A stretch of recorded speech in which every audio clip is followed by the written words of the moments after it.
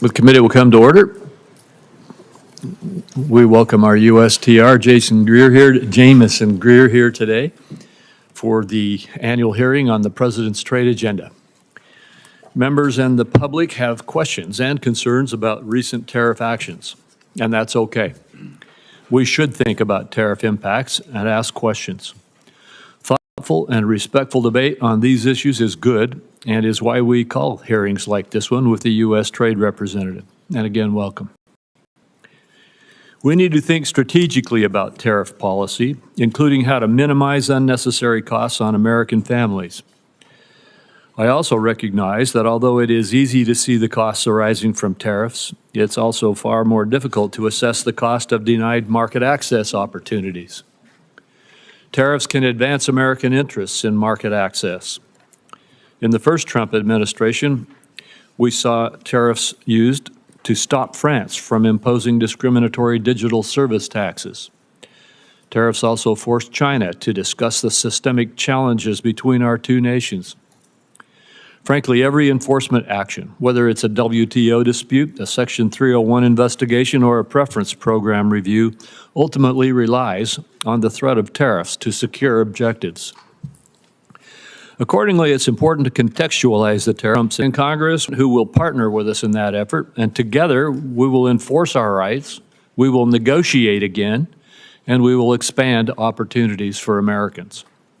This administration is not deliberating endlessly over whether trade can be a force for good, like the past administration, which refused to even engage in bipartisan or bilateral market access trade negotiations. Trade today is the centerpiece of our international economic engagement, and we have plenty of substantive trade ideas to discuss. Businesses want certainty from good policies that will continue so that they can invest confidently in prospects that create jobs and wealth. That is one of the primary reasons that I'm working hard to make the Trump tax cuts permanent, to provide businesses with the certainty they need to make long-term investments to drive growth and increase prosperity across all segments of the economy.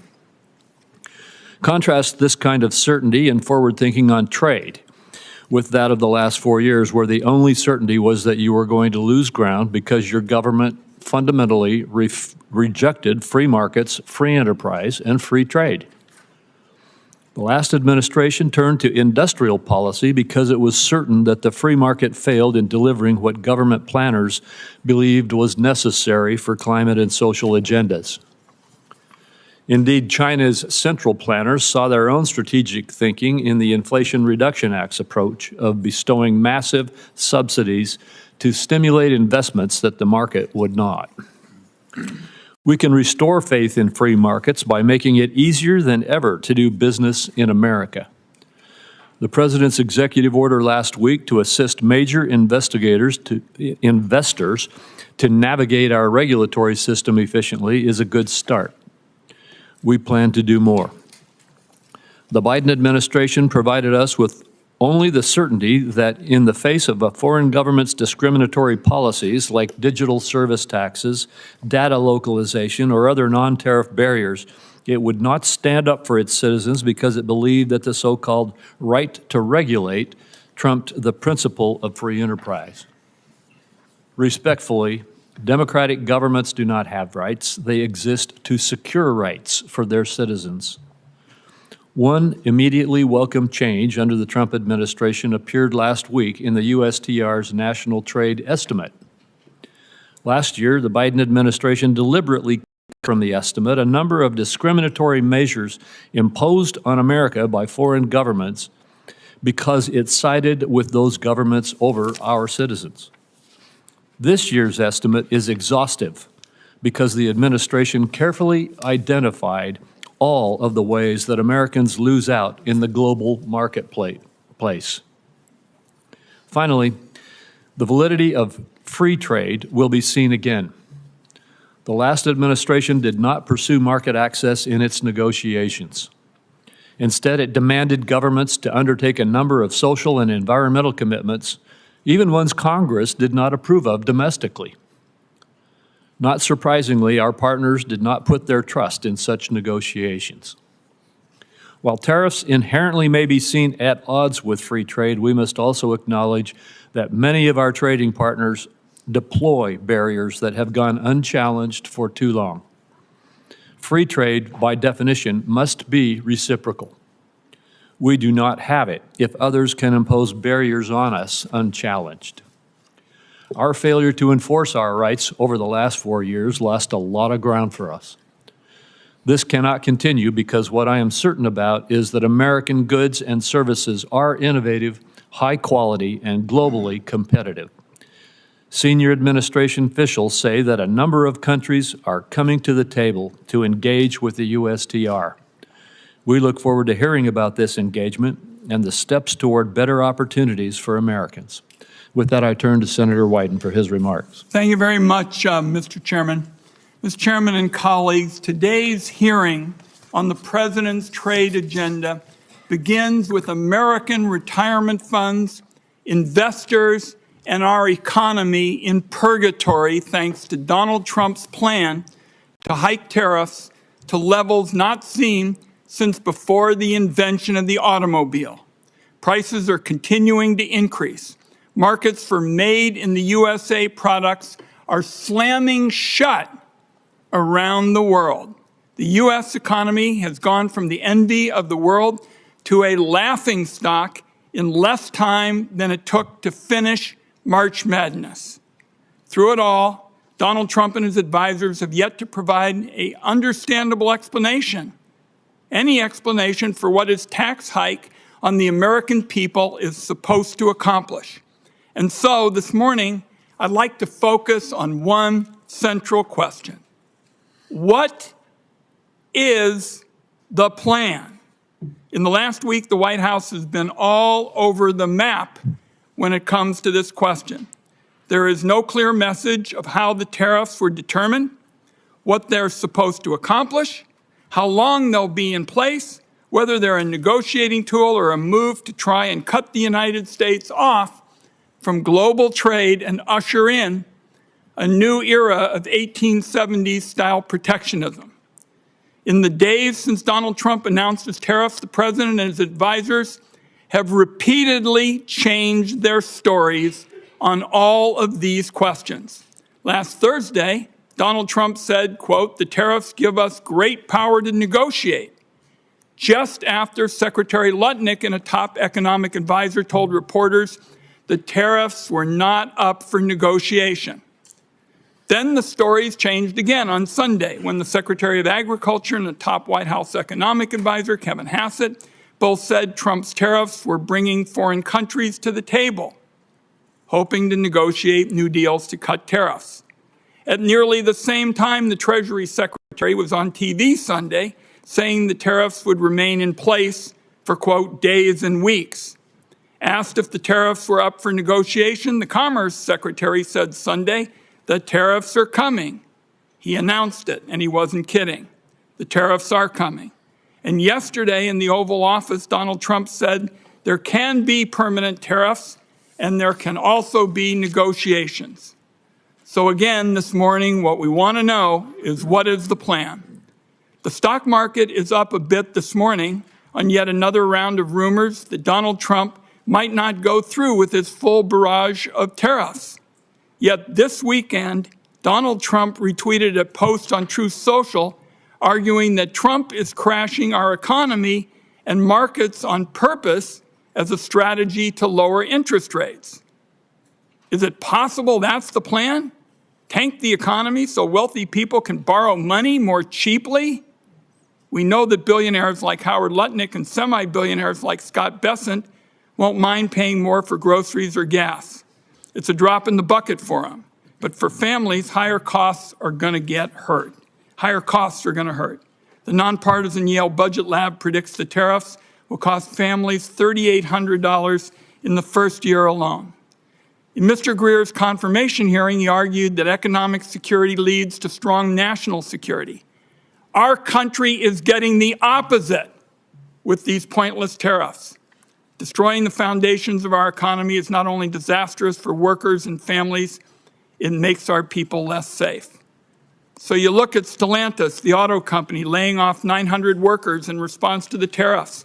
I talked to Pacific Northwest fruit growers who are being told no more American exports, and I hear from small businesses in Oregon that they'll have to pay more for the materials they use to make their products. And I worry that Americans will soon be poorer and face greater threats to our national security thanks to these Trump policies. Is that the plan? Colleagues, I'm going to close with this. The Trump aimless, chaotic tariff spree has proven beyond a doubt that Congress has given far too much of our constitutional power over international trade to the executive branch.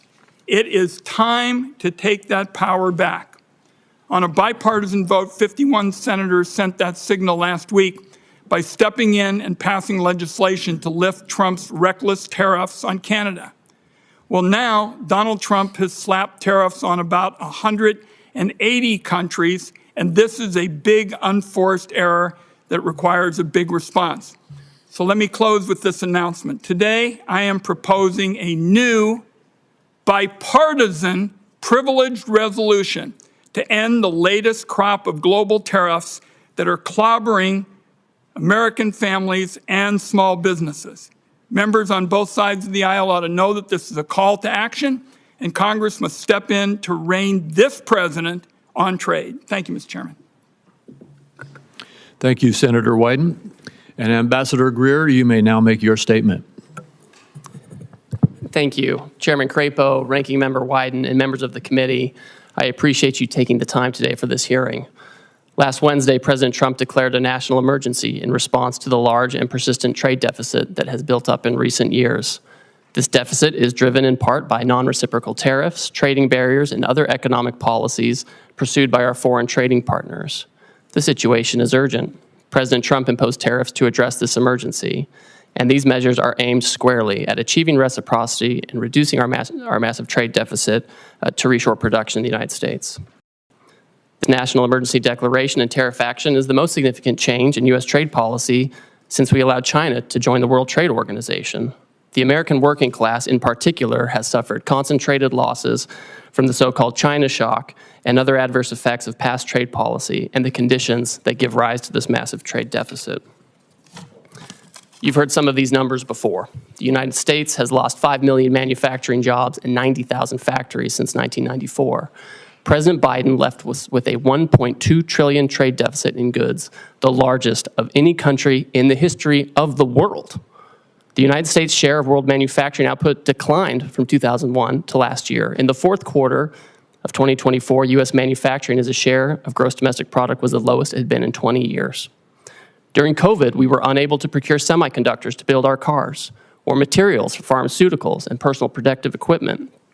During World War II, we built nearly 9,000 ships. Last year, the United States built only 3 ocean-going vessels. Our agricultural trade balance, which historically resulted in trade surpluses for our farmers, was in deficit the last 2 years of the Biden administration and likely will take some time to recover. These are all serious indicators of an economic and national security emergency, and we can't ignore it.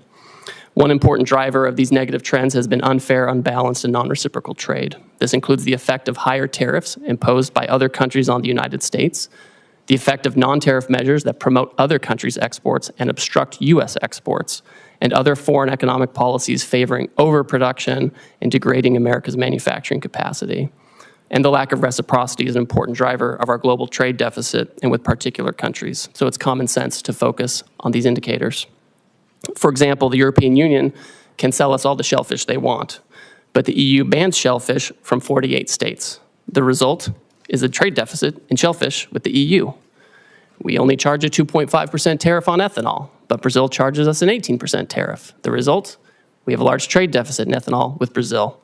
Our average tariff on agricultural goods is 5%, but India's average tariff is 39%. You understand the trend here. Our trade deficit, driven by these non-reciprocal conditions, is a manifestation of the loss of the nation's ability to make, to grow, to build. And the president recognizes the urgency of the moment. On the first day of his second term, President Trump issued a comprehensive memorandum setting out his trade policy directive. And over the past 10 weeks, he has executed on nearly all of these priorities. He has tightened tariffs on steel and aluminum. He's imposed new measures on auto and auto parts not made in the United States. And on April 2nd, the president declared the national emergency that we've discussed. And so the president has imposed a reciprocal tariff along with a global baseline tariff to achieve reciprocity with other countries and to drive the dangerous deficit down. And the president's strategy is already bearing fruit. Over the past few weeks, a planned layoff for an auto production shift in Tennessee has been suspended. Another automaker is hiring additional employees and expanding overtime to increase auto production in Indiana. Companies have announced $4 trillion in new investment in the United States. Nearly 50 countries have approached me personally to discuss the president's new policy and explore how to achieve reciprocity, and they've spoken with many members of the administration. Several of these countries, such as Argentina, Vietnam, India, and Israel, have suggested that they will reduce their tariffs and non-tariff barriers in line with the president's policy. And these obviously are welcome moves. Our large and persistent trade deficit has been over 30 years in the making, and it will not be resolved overnight, but all of this is in the right direction, particularly as we start to negotiate with these countries. We must move away from an economy that's based solely on government spending and the financial sector, and we must become an economy based on producing real goods and services that provide jobs for working class and middle class Americans in their communities. This adjustment may be challenging at times, and in a moment of drastic overdue change, I'm confident, I'm certain that the American people can rise to the challenges they've done before. I appreciate this committee's interest in President Trump's trade agenda. I'm glad we're talking about this. That's created debate. And we may not agree on everything, but I know that you want to do what's best for America. So does the president, and so do I, and we'll collaborate together on this. Thank you again for your time, and I look forward to our conversation. Thank you, Ambassador. Yesterday, Secretary Bessent stated that you and he both will lead trade negotiations with Japan. I am very pleased that President Trump has decided to press for market access in this case. I hope we'll see more negotiations that press for zero-to-zero barriers, but could you explain a little bit what is the scope of these negotiations? Certainly. Thank you, Chairman. So as you know, yesterday the President directed Secretary Bessent and myself to interact with the Japanese. We've already been having several conversations with them over past weeks. So this is not a new development, but we are taking it to a new level. Obviously, we want to have more market access in Japan. For us, we feel like we could have more and better agricultural market access. There are also structural impediments to some of our industrial goods in terms of standards and regulations and that kind of thing. I also think that there are things we can do with our trading partners, things that aren't always purely in the trade sector with respect to economic security, whether it's export controls alignment or investment screening alignment or energy, making sure that our partners are tied up with us with respect to liquefied natural gas and other resources, as opposed to being dependent on other countries that may not be as friendly. And so I think all of these factors will go into these discussions with Japan in the coming weeks. Well, thank you. And as you indicated in your testimony, you've been approached, the administration or you have been approached by about 50 other countries already. I assume that the objective in these approaches, and I assume that there will be discussions and negotiations with them, but first, could you verify that? Is the objective here to engage in market access negotiations with these countries? Chairman, as these countries approach us, the idea is that we've had years and years of non-reciprocal access, and it's contributed to these trade deficits. As the countries come to approach us, what we've told them is, if you have a better idea to achieve reciprocity and to get our trade deficit down, we want to talk to you. We want to negotiate with you. And it goes both ways. Sometimes they have exports to us that are driven by subsidies and unfair trading practices. And then obviously they have non-reciprocal treatment on their end where they block our exports, sometimes through prohibitive tariffs, quotas that are not administered in the appropriate way, or other unfair trading practices. So these are the kinds of things that should be targeted. And I don't want to prejudge the negotiations, but if they're able to provide an alternative plan that can further these objectives, I think we're open to that. Well, thank you. The America First Trade Policy Memorandum rightly tasked the USTR to review China's compliance with the Phase 1 agreement. Under the agreement, China is obligated to purchase more U.S. goods and change basic practices and laws, the so-called structural commitments. The prior administration refused to discuss whether China complied with its structural commitments. And by the way, these were commitments made in response to tariffs in President Trump's first presidency, correct? That's right. What is your analysis of China's compliance with the structural commitments that it made in Phase 1 so far? Our assessment, Chairman, is that in the initial stages of implementing the agreement, China made significant movement to make these structural changes, whether it was with respect to agricultural rules, financial services, or IP.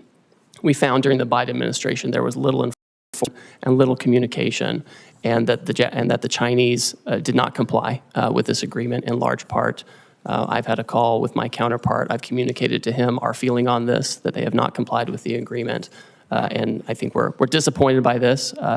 It's not surprising, but we are certainly disappointed by that. And now you're engaged to, again, see if we can get compliance. We will see, right? The Chinese obviously have agency in this. It's not just a matter of U.S. policy. We, of course, welcome and we hope that foreign countries will change their practices to make sure that they're fair. And we look forward to continuing to monitor that situation. Thank you. The administration has announced it's negotiating an agreement also with India, and it appears already to be yielding results, such as India dropping its digital services tax. Although India has high tariffs, its non-tariff barriers are just as significant, if not more so. Will you try to include commitments on matters such as intellectual property, technical barriers to trade, and science-based agricultural rules to take on those barriers? Yes, and I have a standing call with my Indian counterpart to address these very issues. All right, thank you. Senator Wyden. Thank you. Thank you very much, Mr. Chairman. I saw at page 4 of your testimony, Mr. Greer, you said the president's strategy is already bearing fruit. Well, I can tell you for a lot of Oregonians who have 401ks that are being drained out, that's pretty rotten stuff. And you ought to realize how serious this is for the country. Now, everybody in the administration practically has a different story about the Trump tax hike. So I'm interested in knowing what the story is today. Will higher tariffs go into effect tomorrow as announced? Senator, yes, they're scheduled to go into effect. We're having negotiations with all kinds of countries at this time. The president's fixed in his purpose. The nature of the emergency that I discussed earlier is not something we can wait on anymore. So we will have the president's plan go into effect, and we're coupling that with immediate negotiations with our partners as they seek to. So it's not a question of something being scheduled. You're committing this morning that they're going to go into effect. This is what the president has said, Senator. For how many countries? I understand it's over 50. That are negotiating with Yeah. us. We have about 50 that have come to speak with us, and I'm constantly talking to my counterparts. I have staff right now at USTR meeting with others, and we will have the tariffs in place, and if the other countries can come to an agreement on reciprocal trade, then that's something that the president can consider. I don't want to prejudge the negotiations or the president's decision, but that's what we're doing. Now, you've said you've been negotiating deals. Foreign countries have already retaliated against our farmers and ranchers and small businesses. How can you commit that negotiations are not just going to stop bleeding, but are actually going to open up markets that the Trump tariffs have closed off? So, Senator, we've already had many countries, many of our markets, explain that they are not going to retaliate against the United States. And in fact, Vietnam, for example, they've lowered their tariffs already on cherries. They've lowered them on almonds and apples, things that I know are important to the Pacific Northwest. And this is exactly the right direction that we want to go in. I look forward to hearing from you what other kind of market access you want as we enter into these negotiations. What's the status of China? As you know, that's a big market for us in the Pacific Northwest. What's the status of discussions there? I don't see much progress. What I see is it looks like it's going to escalate and escalate some more and hurt our consumers and our small businesses in our part of the world. Well, Senator, unfortunately, China for many years seems to be choosing its own path on market access. Again, they have agency in this. They elected to announce retaliation. Other countries did not. Other countries signaled that they'd like to find a path forward on reciprocity. China has not said that, and we will see where that goes. I think we need to work with our closest friends to make sure that we have trading arrangements that work. And if the Chinese are open, we'll see what. But they haven't signaled that at all. So I don't think that's in the very near term with China. I just am concerned that there's no strategy at all. I'm committed. We understand in the Pacific Northwest what the stakes are. To have a smart, tough strategy. I don't see any strategy at all. And you really haven't said much about what the strategy is this morning. Senator, I appreciate your concern. I want to keep having a conversation with you about this, but I see a distinct difference between those countries who have come to us and they said, we understand your issues, we understand the deficit, we understand your desire for reciprocity, and we want to work with you on this. And the Chinese approach, which has been, we're going to retaliate. We're trying to remedy a situation. We're trying to remedy a situation that's persisted for many years. And it would be wonderful if the Chinese agreed with that and wanted to persist in, work with us on that. But that's not where they are. And the president has recognized this, and he wants to focus on other partners. Let's talk before my time is up about services. The United States is a services powerhouse, from travel and technology to finance and media. Our services industry account for nearly 80% of the U.S. GDP and 8 out of 10 American jobs. Other countries are responding to Trump's global tariffs by retaliating against American services. Can you explain how your tariff actions aren't putting our services exports at risk like so much of your trade policy?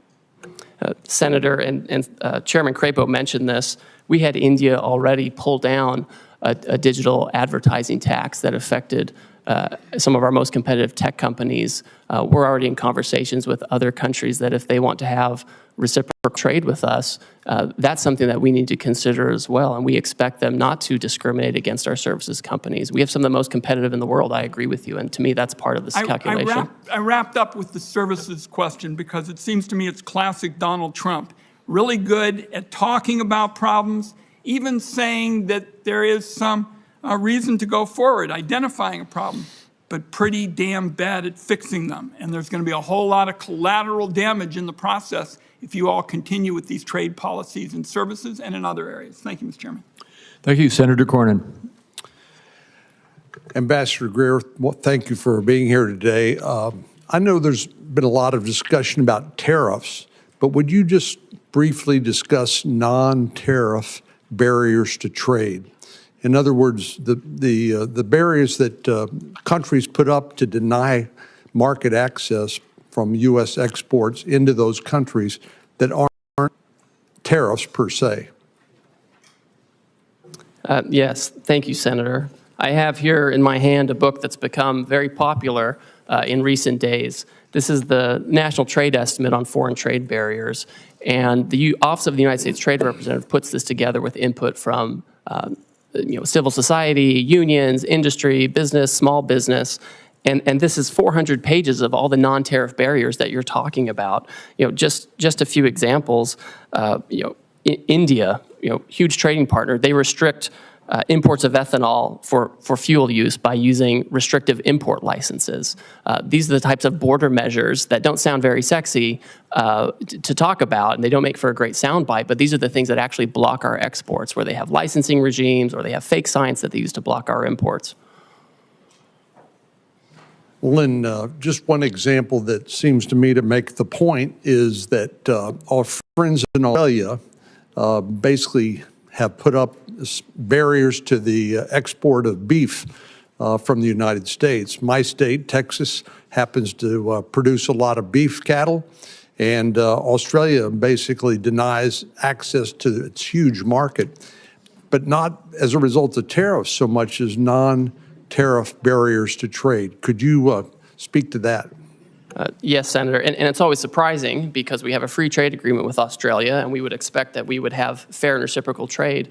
Last year, I think we imported about $3 billion worth of Australian beef, and we exported $0 of American beef to Australia. And it's not just beef. Australia also blocks on specious, fake science grounds, the export of fresh and frozen U.S. pork. So it's incredible that they do this. We have zero exports of the fresh and frozen U.S. pork to Australia. I find it interesting that people express surprise at President Trump's policies when he's been talking about these policies for, best I can tell, for decades, and how unfair trading arrangements are between various countries. And indeed, some of these unfair trading practices have resulted in the deindustrialization of America. We've exported manufacturing to Asia and particularly China and other countries that now appear to be willing to hold us hostage to those supply chains. A few years ago, we passed the CHIPS and Science Act. We worked with Secretary Pompeo, Secretary Ross during President Trump's first administration and later was signed by President Biden, but to bring advanced semiconductor manufacturing back on shore because we recognized that the vulnerability that existed if there was another pandemic, there's a natural disaster, or heaven forbid, a military conflict out in Asia, we wouldn't have access to these advanced semiconductors that run everything from your cell phone to the avionics on an F-35 Joint Strike Fighter. But China has basically held us hostage and continues to use some of these vulnerabilities to our detriment. For example, critical mineral processing. Would you speak to the vulnerability that exists as a result of China basically processing 90% of the critical minerals in the world that are essential for our daily lives? Yes, Senator, and that figure is always one that gives me great concern, the 90% of the processing. We do have critical minerals in the United States. We have lithium here. We have other critical minerals here. And a lot of it is that China has centralized the processing of minerals, right? We have in the Western Hemisphere, in Bolivia, in Chile, we have all kinds of critical minerals, and that's in our hemisphere. But they get sent to China, they're processed, and they come here, and then if China wants to exercise economic coercion or other practices, they do have a stranglehold on these kinds of things. That's a very dangerous situation to be in. I mean, this is part of the urgency of what we're talking about. And I think as the Trump administration certainly takes action on trade, but also takes action on the environmental side and permitting and regulation, that's an area where we can actually have more of that activity here in the United States, or we can work with our trading partners to try to incentivize production there as well. Thank you very much. Thank you. Senator Bennett. Thank you, Mr. Chairman. Ambassador, it's good to see you again. Could you talk a little bit about the relationship of the tariffs that you have put on and rising prices for the American people? What is it the American people should expect to be able to suffer as a result in terms of rising prices? I understand your position is that the long-term gain is worth the short-term pain, but what is that short-term pain going to look like? So Senator, I think we can look at, I think we should look at history and data for this. You know, it's hard to project what's going to happen with prices, but we know in the first Trump term, the president imposed historic tariffs on China on an enormous amount of goods coming from China. And during that time, inflation went down by 0.1%.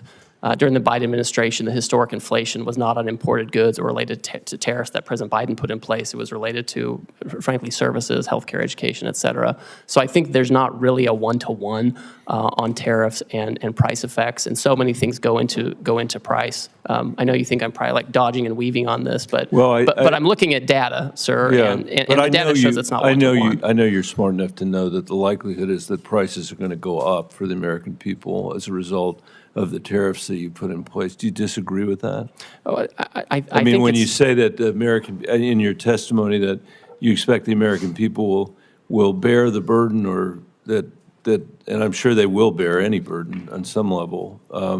But what do you think that burden is actually going to look like? Well, I think the challenges, frankly, are going to be more for companies that are largely dependent on imports from China and Asia, where they have to adjust their supply chains in a quick set of time. Yeah. And the way the tariffs get allocated between the foreign, the foreign producer and the importer, that's where the majority of adjustment comes. And we have a bunch of those companies in Colorado, and I know that Osprey Packs, for example, they probably don't want me to mention them, but I will. And in Southwest Colorado would be a very good example of that. I mean, they are very dependent on the supply chain from Vietnam, and they probably are really worried today about what's going to happen, which a lot of people are. I mean, I think one of the things about the situation we find ourselves in is the degree to which we've now created huge uncertainty in our economy, and I'm worried that that is going to result in a lack of investment, capital investment. You mentioned some new investments that have been made in our economy, but I think that anybody who knows anything about the economy knows that uncertainty results in people freezing up, a paralysis, a lack of investment, which is going to make it hard for our economy and may actually provoke a recession. Could you comment on your concerns about that and how you're thinking about that? And I have one more question before I'm out of time. So, Senator, the best way to have certainty is to build in the United States, right? That's the best way to have certainty. But that's going to take a long, long time. And what's going to happen in the meantime, do you think? So, Senator, we have, I would say, dilly-dallied for years on this issue. We've done these broad studies, which are interesting and helpful that we saw come out of the Biden administration. Right. But we have to act. I can't sit for 3 years and try to fine-tune something. I hear you. I hear you say an emergency. that. But you could have made a different choice, which was to strategically target a geography, to strategically target Beijing, strategically target certain industries where, all industries in America weren't affected at the same time. You didn't make that choice. I mean, you're in the midst of having trade negotiations with 90 different countries at the same time by your own testimony, all of whom can make their assessment, I assume, these are sophisticated people, about where the pressure points are on you, where the pressure points are going to come for us to not necessarily get the best deal because we're spread all over the globe negotiating every one of these agreements at the same time, rather than a more strategic approach, which would have had the benefit of giving us, I think, a much greater degree of certainty about where we were headed. Obviously, you made a different choice, and I'm just curious about how you think about your responsibility. How you think about that? So I would note, and I think it's thoughtful to think about things in this way. If you look at the results of the reciprocal tariff, the Western Hemisphere generally is at the lowest tariff rate. If you look at where we have our largest problems with non-reciprocity and deficit countries, it's mostly in Asia. And so you do actually see pretty strategic outcome with respect to promoting production in the Western Hemisphere as opposed to where we have all this overproduction in Asia that's given rise to our current problems on trade. I would just say in closing, Mr. Chairman, that's true. What the ambassador said is true, but it still doesn't, I still cannot fathom why we are treating Canada and Mexico, our largest trading partners, basically the same way we're treating Beijing. It doesn't make any sense to me. It makes no sense that we would do it all at the same time like that. And we're going to have to stay on it, which is why some of us have introduced legislation to make sure that Congress begins to take its appropriate role again in making these very important trade decisions. Thank you for your testimony. Thank you, Senator Lankford. Mr. Chairman, thank you. Thank you for the work that you're doing. You've got a lot on your plate, and appreciate the focus right now on this. Let me come from a perspective of a lot of Oklahoma farmers and ranchers and manufacturing folks and retail folks, and quite frankly, folks that sell to retailers that are in Oklahoma.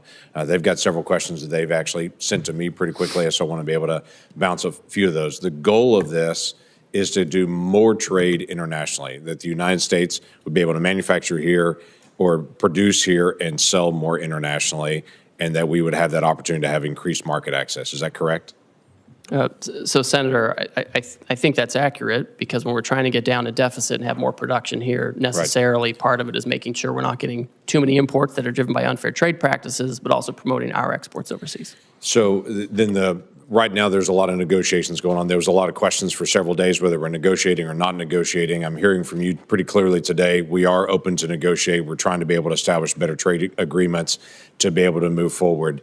Do you have any timeline on certain countries or places that you have set internally to say we hope to have negotiations complete by this point? Obviously, negotiations can extend as long as they have to, but is there a timeline you're dealing with? So the president has indicated that he's willing to negotiate with parties that want to pursue reciprocal trade with the United States. We don't have any particular timeline set on that because, as you pointed out, Senator, the outcome is more important than setting something artificially for us. What I can say is I'm moving as quickly as possible, and a lot of these countries are moving very quickly, and we're working on the weekends, we're working at night as folks want to engage on this. Now, I will say, I know you want to ask something, the trade deficit has been decades in the making, and it's not going to be solved overnight.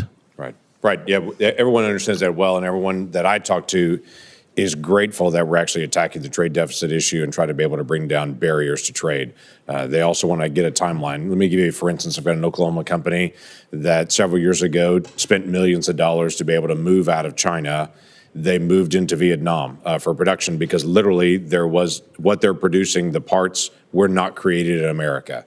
So they were looking for other places to go. They spent all the money, spent all the time, shifted out of China, got to Vietnam and established there. Now they're saying, we've got giant costs in Vietnam at this point.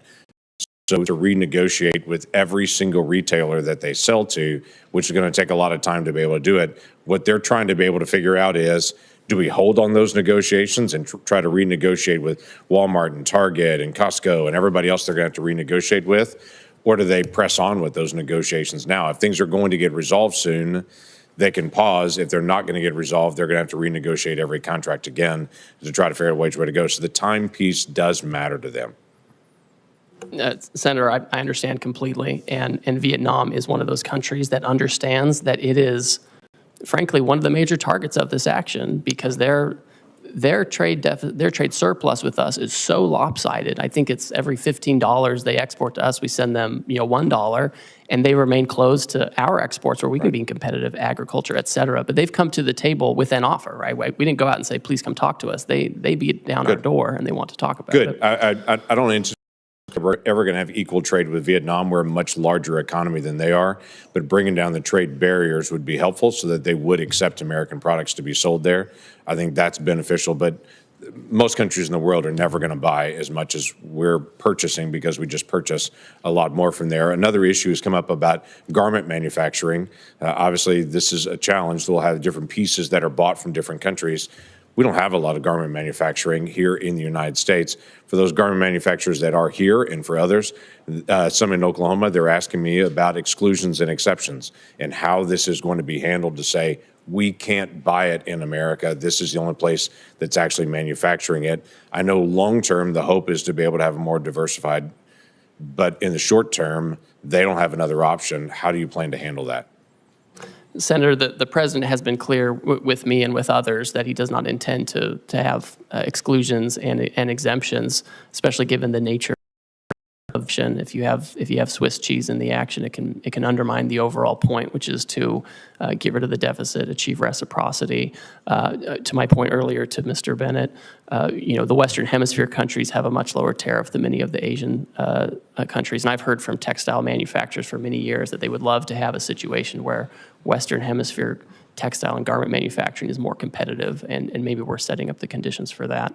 So in the short term, there's no exemptions that are coming on it. So for companies that are currently buying from Asia at this point, whether it be for textiles, whatever it may be, the goal is to be able to push them out of Asia into the Western Hemisphere, or where do they need to go at this point? Well, the president has been clear, again, that he's not doing exemptions or exceptions in the near term. My own sense is given the tariff differentials between Asia and Western Hemisphere, I think people can start making decisions based on that. Senator Whitehouse. Thanks, Ambassador Greer, for being here. Just to sort of frame our conversation, tell me what a negative externality is. This is something you and I like to talk about. Yes, we do. This is a situation where you have a foreign country where perhaps they have actions such as poor environmental regimes or lax labor laws, and they don't bear the cost of that. Instead, they send their goods that are the product of these processes where they have lax regulatory regimes. They send it here, and we end up bearing this. They externalize these negative externalities to us, and we have to bear it, and our workers have to bear it, and we don't compete on a level playing field. So two things are wrong with this. One, the customary negative externality is pollution. And to the extent, for instance, on an issue I've done a lot of work on in bipartisan fashion, plastic in our oceans. Now it's in our drinking water. It's in stock. I mean, we've really gone down a very weird pathway with respect to plastics. If China, for instance, is responsible for dumping 60 or 70% of the plastics into the Pacific, then that's a harm to us, correct? Yes, I agree. Because it's a commons, the ocean, and we suffer from that. And then if the Chinese company is exporting their goods to the U.S., and that Chinese company has a lower cost for its product because it doesn't have proper pollution control with respect to plastic, and the U.S. company does, then that's an unfair trade imbalance, correct? Yes, I agree with that. So two things are wrong when we get into this situation of foreign countries allowing pollution that our companies pay to prevent. That's right. And that's an appropriate place for tariffs to be deployed to offset that trade imbalance and help protect the commons from this particular tragedy, correct? I think trade action can be appropriate, and when the president announced his reciprocal tariff regime last Wednesday, he specifically referred to pollution by other countries in his speech. You may not have listened to it, but you may want to go back and listen to that part, because that's very true, and I agree with you. Well, it might be the only place in which the administration shows the slightest interest in pollution, so good for that. The issue of plastics is, I think, a pretty significant one. Again, there's been a lot of bipartisan interest. I even went up to the Oval Office during Trump 1 to have one of my bills signed by the president, and he gave a very animated riff on Asian countries polluting our beautiful oceans and how it comes ashore very often in Alaska by the ton along their beaches. So I hope this is an area we can continue to work together. And in particular, I hope that you'll sit down with me and Senator Cassidy on legislation that we are working on. Will you give us that meeting? Senator, I'll take any meeting with you that you would like to talk about this issue. And Great. I'd like to Well, also we'll let you... sit down with Senator Cassidy's team and have a conversation there. The other thing I wanted to flag for you is that you pretty well successfully deflected all of Senator Bennett's questions about what the immediate impact looks like in the short-term pain for the long-term gain. I just want to flag for you one issue that is very important to me. Rhode Island is a small business state, right? We don't have a whole lot of big mega corporations there who can balance things and move things around. Canada is our largest trading partner. We have companies who fill an important niche in the global supply chain, and particularly in American companies' supply chains, because they get something from Canada, or let's say China, could be, but Canada's our major trading partner, and they process that thing, and then they put it into the supply chain for the larger corporate entities. That's their business. That's all they've got. So if we're not looking out for these small businesses that are actually going to have to lock their doors and close the shutters and fire their employees and go out of business, I think you've missed a huge hole in the problem that these tariffs have created. If all you're listening to is the big mega corporations who can move things around the world and have the resources to dodge these effects, you're not getting the straight story. I think in every one of our states, there are going to be small businesses that occupy a niche in which trade is an important factor and that are going to go bust because of these tariffs. And I urge you to look out for those businesses because I don't think they're getting their voices heard at all. So, Senator, I've talked to you about this. I've talked to Senator Hassan about this and others. One thing I asked my team to do last week was to convene a meeting of I have a trade advisory council for small business. I've asked them to convene that meeting. I've connected with the Small Business Administration. They have an international trade desk there. I've talked to I have an office that also deals with small business because I do want to hear it. I think it's important that we hear it because they don't have the same voices in Washington. I will say right now, Canada and Mexico, things coming from Canada and Mexico that comply with the United States-Mexico-Canada Agreement come in duty-free. They continue to do so if they follow the rules. If they don't follow the rules and are trying to put in Chinese stuff, that's going to be tariffed.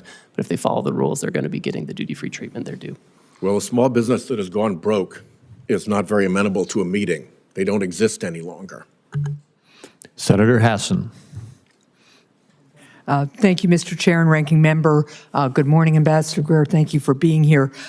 Before I start with a couple of additional questions about the impact of these tariffs. I want to associate myself with Senator Whitehouse's comments just now about the impact on our small businesses, particularly those who are critical parts of supply chains for some of our larger corporations in the country. As you know, Canada is our biggest trading partner too, and we are already seeing the impact of these tariffs with our small businesses, especially in our tourism industry, which is being decimated because Canadians are not coming down to New Hampshire the way they usually do.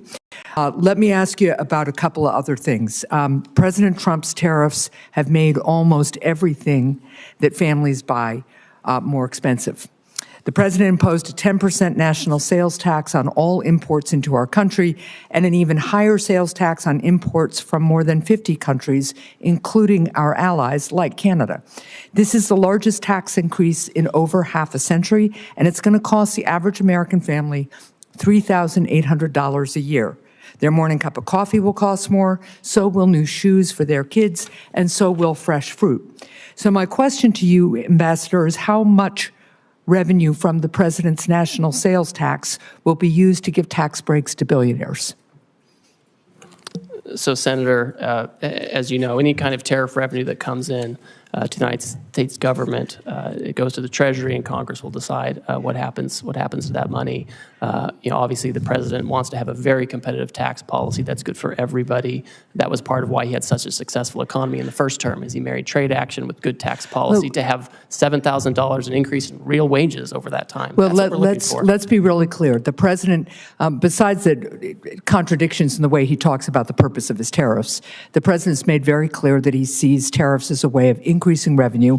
At the same time, he's working with the majority in Congress to give additional tax breaks to the wealthiest people in the country at the expense of working people who are going to be paying more for everyday goods they absolutely have to pay, goods they were hoping were going to cost less, given the president's campaign promises. But of course, he isn't keeping to those campaign promises as prices continue to go up. Now, the president's national sales tax is increasing prices for families. It's also causing huge losses in Americans' retirement savings. Ambassador Greer, would the administration reverse course if the president's tariffs led to 10% inflation? Senator, the president is fixed in his purpose. This trade deficit and the offshoring and loss of manufacturing jobs is something that's persisted for too long, and it's dangerous. I understand your justification for the policy, even though there are some very contradictory justifications coming out of the administration. But my question is, what's the inflation rate where you guys would reverse course? 10% inflation that I just asked you about, that is higher inflation than we saw at the peak of the COVID economic crisis. But you aren't going to say here today that you would reverse course even if you created inflation as high as we had at the peak of the COVID economic crisis.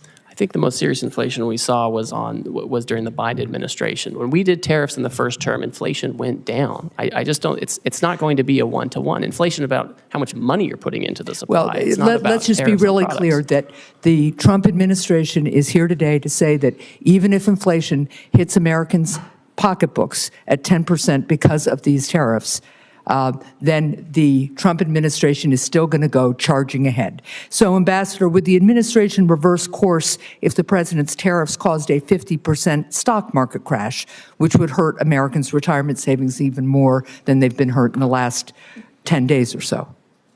Senator, the fundamentals of the economy are so strong. We had 228,000 jobs last month.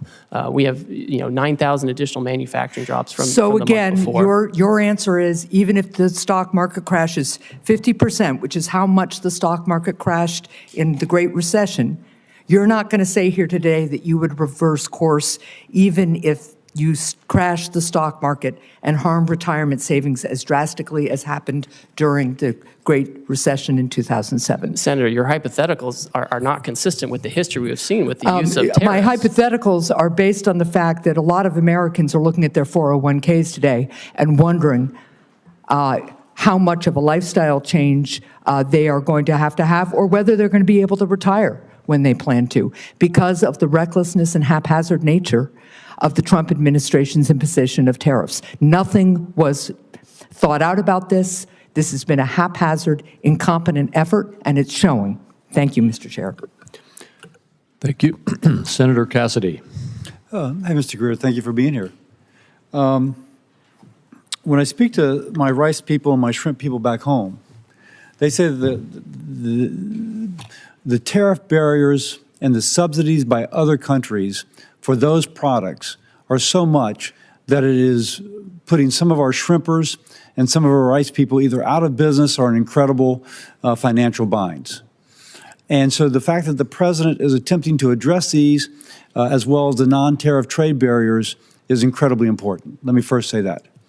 But I also hear from my producers that the mean tariff being selected to apply to a country may not account that for rice, for example, the tariff is much higher for that particular product, and that it is not adequate to address that which is taking place. Any thoughts on that, and how can we have something more particular for products which are really over tariffed? Yes, thank you. And I appreciate that concern, and the tariff rate applied to many of these countries, again, was a countrywide rate. It wasn't product specific.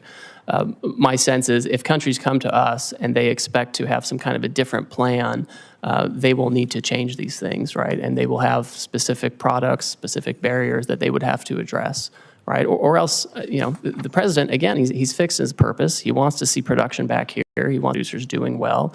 And these countries just have to have reciprocal trade with us. And that means taking care of the types of barriers and tariff rates you're talking about.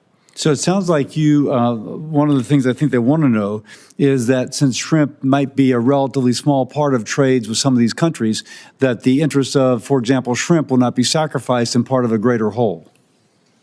No, I think, and I saw a really interesting article today in the New York Times on shrimp. You may have seen that, where the tariffs have actually given a bit of a lifeline to these shrimpers. And I think that if there's going to be any kind of change to any of this, and I'm not going to prejudge that, we have to make sure that our industries are protected adequately, so we don't go backwards with the deficit. Let me ask, in the President's America First trading policy, there's several sections relating to free trade agreements and how they will be evaluated. Senator Bennett and I are working on an America's Act, which would be a hemispheric trade policy, which would have purposes. One, to strengthen those ties. Secondly, to keep the Chinese from making the incursions that they are absolutely making throughout the hemisphere. Some are calling the Caribbean a Chinese lake. And so this would allow us to push back upon that. Can you share anything regarding the analyses of the free trade agreements we have within our hemisphere, and then specifically on countries like Argentina who would like an FTA with our country? Certainly. I would say that we are first and foremost focused on addressing this emergency and the reciprocal tariff action and implementing it appropriately. With respect to relations in the hemisphere, any kind of trade arrangements with these trading partners, I think, need to be coupled with strong rules about third countries. What I don't want is a situation where these countries are using, their export platforms to incorporate content and goods from, China or other Asian countries where we have our deficit and offshoring of manufacturing. I would expect any kind of changes to these arrangements to be accompanied by changes in rules of origin to ensure that the United States and U.S. workers are really benefiting from these agreements. So nothing from an FTA in general, but the specific of where it's being used to circumvent the intent of the FTA is the concern of the administration. Yes, that's certainly a huge concern. And again, the president wants to see factories back here. The most certain way to not have a tariff is to build your factory in the United States. If people want to use other countries and insist on that, then we want to make sure that they're not using that to arbitrage for higher tariff jurisdictions to use them as an unfair export platform. Let me ask you this. Louisiana has some of the largest ports in the nation by tonnage. And all the commodities going from the Midwest flow through my state going out to the world. Earlier, USTR proposed imposing like $1 million for every vessel built in China. And I'm told that if the Koreans have a fleet of 50 and 5 of the ships are built in China, then the $1 million would apply to all 50, not just to the ships that are built in China. Now, that would clearly impact a ship coming to the United States to offload. if you will, impact my ports and the ability of our goods throughout the nation to move through the Mississippi. Is USTR going to hang by that or considering modifying that? Can you kind of give us any idea about that? So to address the lack of shipbuilding in the United States, USTR's proposed actions are just those. They're proposed actions. They're a series of potential remedies that could be used to incentivize shipbuilding in the U.S. They're not all going to be implemented. They're not all going to be stacked. We've asked for a lot of input, and we've had hearing on that. We've collected comments. We've reviewed it. I've met personally with certain stakeholders during that time period, and I think the president will look very carefully to make sure that we have the right amount of time and the right incentives to create shipbuilding here without impacting our commodity exports. Okay, thank you. Senator Cortez Masto. Thank you, Mr. Chairman. Ambassador, as USTR's Chief of Staff in the first Trump administration, you oversaw the negotiation of the U.S.-Mexico-Canada agreement, the USMCA, and the renegotiation of the Korea-U.S. Free Trade Agreement, the KORUS. President Trump signed both of these agreements. He called the USMCA a colossal victory, and KORUS a historic milestone. And yet, with President Trump's new blanket tariffs, he is ripping up these agreements with our allies that we negotiated with. Why would any country want to do business with us, much less negotiate a trade deal, if we don't even honor our ongoing agreements? So, Senator, we are the consumer of last resort. These countries have to sell here. They have, many of them, especially in Asia, have built their entire economies around exporting to us. They're very dependent on it, and that's part of why we have this huge trade deficit. With USMCA, those parties continue to enjoy duty-free treatment for many of the products that continue to comply with the rules that were set out 5 years ago. There's a big concern, Senator, that we did not have adequate other protections to stop the flow, particularly of like autos into the United States. But there was a process for you to renegotiate that agreement this year. We talked about that in my office. Isn't that correct? That's correct. And it wasn't to do these blanket tariffs, correct? What we have to address is an emergency, Senator. That's true. And you should be honest. At least as you sit here, as you were in my office, be intellectually honest. Now, let me just ask this, because this is also true, and I so appreciate my Senator Lankford asking this. Time matters. How long did it take to negotiate that agreement, the USMCA you were part of? We did it at breakneck speed. We did it in about 2 years. 2 years. And now you're telling us you have nearly 50 countries coming to you, approaching you to enter in a negotiation, and you think that you can do that overnight? India. Man, you're pretty superhuman here, if that's the case. So let's be realistic. That's all we're asking. Common sense and realism here, Ambassador, as you sit here before us. And let me talk about something else that is really important for my state, and I think this entire country, because this administration is forgetting that we have $1 billion economy when it comes to tourism into the United States. People know Las Vegas. My state is Nevada. We rely on tourism to our state, and now we're seeing an impact because of these tariffs, not just from Canada, but I am hearing from so many that are in the tourism and kind of leisure industry. We are seeing impacts because now this $1 billion industry of international tourism is having an impact on our economy. And this is a service industry. Let me just say this. I'm kind of offended by your testimony today that says we must accept self-inflicted economic pain, and I quote you by saying, to become an economy based on producing real goods and services. What does that mean? What does that mean to my service industry and every service industry across this country that relies on tourism and travel? That is the backbone, really, of part of our $1 billion economy. What do I tell them? That they just have to suck it up? That they're not really part of this real services? That you have another idea for the jobs that they should engage in? What do I tell them? Oh, Senator, of course those are real services. The whole, so what are you doing the whole about sentence, the impact the whole.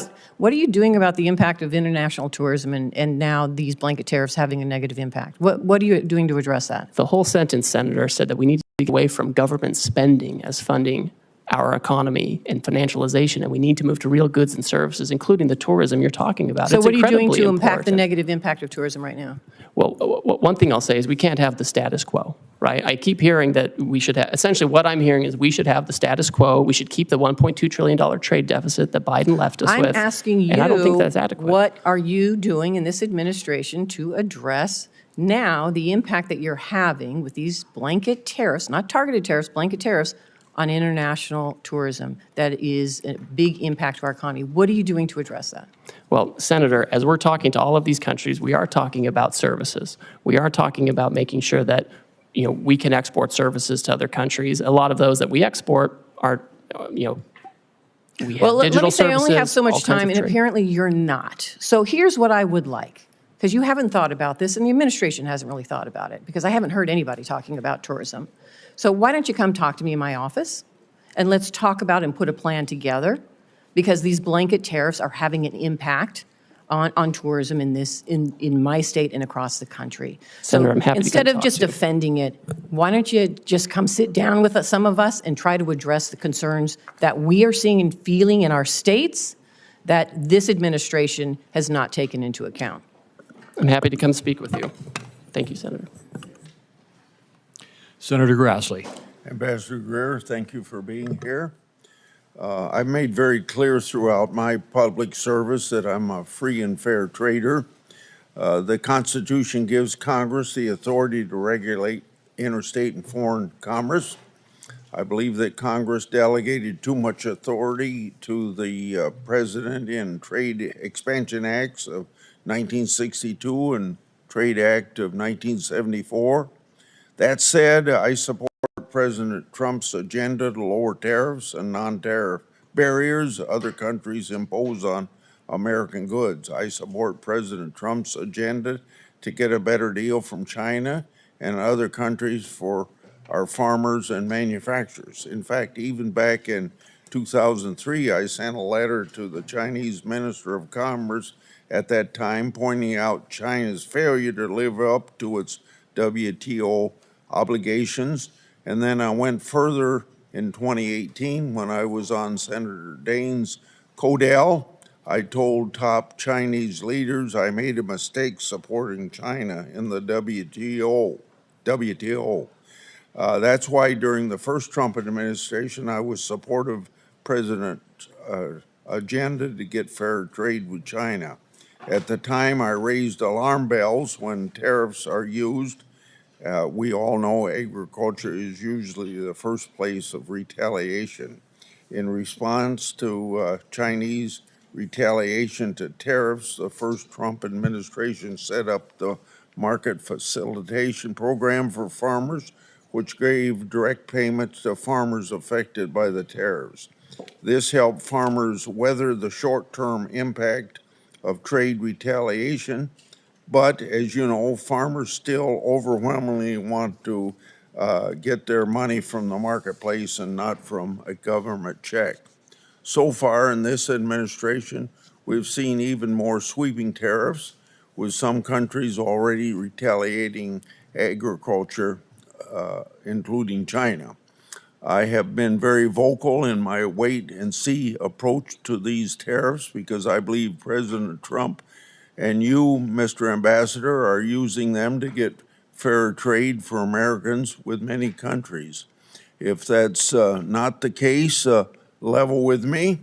So to help farmers in the meantime, instead of relying on payments from the government, I'm going to give a suggestion that you don't have much to do with, but the administration could move very quickly to increase RVOs on the renewable fuel standards so that farmers get more robust domestic markets for their crops. And one place to start would be where the Biden administration came up short with RVOs, only 3 1/10 billion over a 3-year period of time on biodiesel, to make that 5.3 as far as you can see into the future. That would very dramatically increase soybean prices. So my question to you is, in the medium to the long term, do you plan to turn these tariffs into trade deals to reduce tariffs and non-tariff barriers? I support that. On the other hand, if the purpose is to stall on negotiations in order to keep tariffs high for the sole purpose of feeding the U.S. Treasury, I oppose that. So is this administration for trade reciprocity or for Treasury replenishment? Senator, thank you, and thank you for your years of service on the trade space, and you're one of the deans in this area. It's important to understand the sense of the emergency that we're facing and urgency with the need to reshore and do manufacturing here. It's incredibly important to the president. Yesterday, he stated very clearly that he is happy to engage in negotiations immediately with countries that believe that they can help us reduce our deficit and get rid of the non-tariff barriers and the tariffs that affect that. I think the answer, Senator, is it's going to be country by country. There are going to be some countries where they're not able to address their non-tariff barriers or their tariffs or the deficit fully, and there will be others who I think will be able to do that, and where the president will have the option of making a deal with them. So we're certainly seeking reciprocity. Now, if we have the tariff on a country, there's obviously going to be a revenue effect, but we need to reshore manufacturing, we need to get rid of our agricultural deficit, and we need to make sure that if countries are going to trade with us, it has to be on a reciprocal basis. Senator Cantwell. Thank you, Mr. Chairman. Ambassador Greer, good to see you. You and I have had many conversations about trade. I think my question this morning, though, starts with the consultation that Congress deserves on trade issues from the trade ambassador. And what did the Trump administration do to prepare us, to communicate with us, to tell us about findings as it relates to these emergency orders by the president? Thank you, Senator. As you know, I find consultation requirements very important, and not just as a requirement, just a matter of good practice. Our staff, the USTR staff, in the past 2 months that we've been in office, have had over 200 formal engagements with staff on the Hill, obviously here in the Senate, also in the House. The day of the reciprocal trade announcement, we had our staff also up here briefing your staff. And we also had the president issue very publicly his America First trade policy memorandum, which specifically said that he was going to look into the trade deficit and the possibilities of tariffs. So we've wreaked havoc on the economy by having one of the largest drops of the market. We have people's 401 in panic. We have retail organizations like the Retail Industry, National Retail Federation, American Apparel Industry, Outdoor Association, Consumer Technology, Computer Communications Industry, Main Street Alliance, Small Business Majority, all anxious, asking us to do something. And you're saying, well, some people passed some notes to staff. What the requirement is, and this is where I believe the president has misconstructed and actually exploited this authority, is not communicated to us, nor these interest groups that are now panicked over the effect of tariffs. So I would say that the skill set of a USTR office or even a Treasury Secretary could have opened these conversations with these countries without the tariffs and saved a lot of people a lot of pain and anguish. I worry that this trust issue, because I have a different worldview, that we should be building alliances as a way to counter China, that the alliance building process now will become harder, and people are going to wonder, well, is the United States going to pull another fast one again and just wreak havoc, when in reality, countering China with a tech NATO or something like that is a more powerful tool. Do you have a comment about that? I do, and I think we do need to be thoughtful about this. I think what we can't do is wait. We have had many times in past decades when we have had real robust trade disputes with our partners. Japan in the 80s and early 90s over cars, semiconductors, and they ended reshoring a lot of those factories here. And it didn't make us less of a security partner to Japan. I think we can have these conversations like friends do. And that's what the president said yesterday. He said, listen, China's trying to retaliate. They're taking a different path. But for others who want to have meetings, I want to reclaim my time for a second because I only have 5 minutes and you have lots of time to answer lots of questions for members. But you can see all my colleagues, we are thoughtful people with specific issues about our constituencies. I just met with raspberry growers. They're concerned. They want to know if they're going to get some seat on a council so they can have their issues heard. I'm for trade. I represent trade. I represent a trade economy. I represent the success of what innovation and trade get you. But you're coming here this morning with this not only tanking of the market and 401s, now you're coming here telling me that tariff is the tool. And I'm telling you innovation is the tool. You're telling us in your testimony you want a tariff on semiconductors. I'm saying that the last administration and this organization here passed the CHIPS and Science Act so we could reshore semiconductors here in the United States. So you're not going to win the innovation economy by tariffing semiconductors and reshoring that. I don't know what you think. I'm not trying to get the semiconductor. I want to lead on next generation semiconductor manufacturing because I'm pretty sure I'm sitting next to the Intel ranking member here, who's going to tell me if we don't lead on semiconductor manufacturing and semiconductor next generation technology, then we're not going to be leading in defense or in AI or in anything. So I want to innovate my way to that future, and I want to use the alliance power of different countries to force China and other people to follow us instead of this berating of the American consumer who has to pay the price for this policy. Senator, Mr. Chairman. TSMC has announced a new announcement where they're going to have more investment here in the United States so they can make those things here and have that innovation. Thank you, the people who voted for the CHIPS and Science Act in the past administration. Thank you for that. We are going to lead on innovation despite this administration. Senator Warner. Well, Ambassador Greer, it's good to see you. And let me, first of all, completely agree with Senator Cantwell. I mean, I just don't get it. The fact on semiconductors, why you gave a small exemption, you didn't exempt GPUs, you didn't exempt lithography equipment, you put a huge hit on Taiwan, where we need collaboration with the TSMC. I'm baffled. I mean, you're gonna hear from me what I'm sure you're hearing from most of us, incredulous about, I think, probably the worst economic policies that I've seen in my lifetime. And the data reflects that.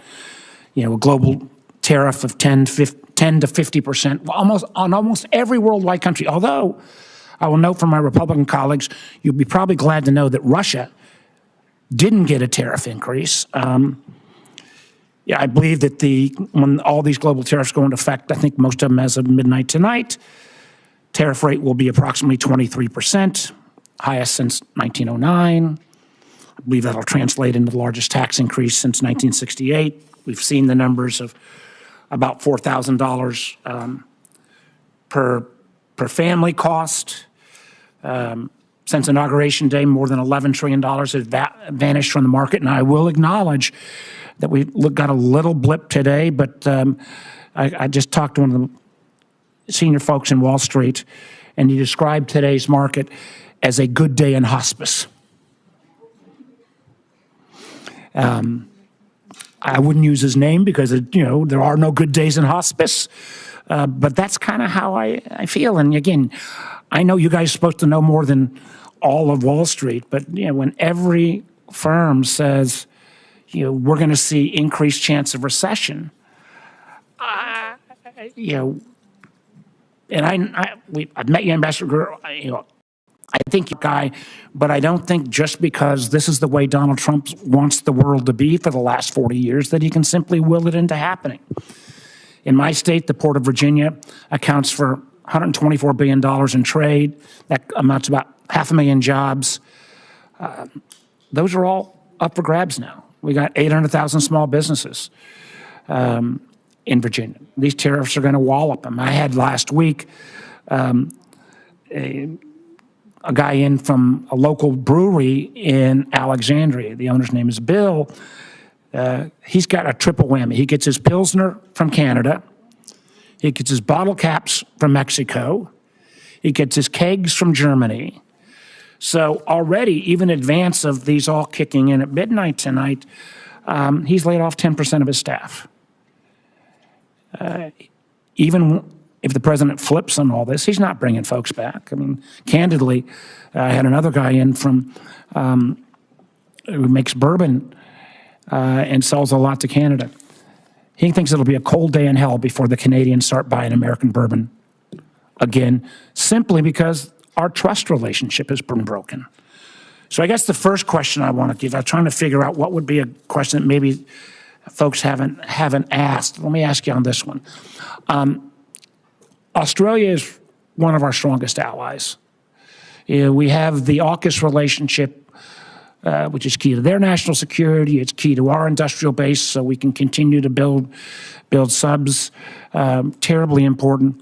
The interesting thing with Australia is we have a free trade agreement with Australia. We don't have tariffs.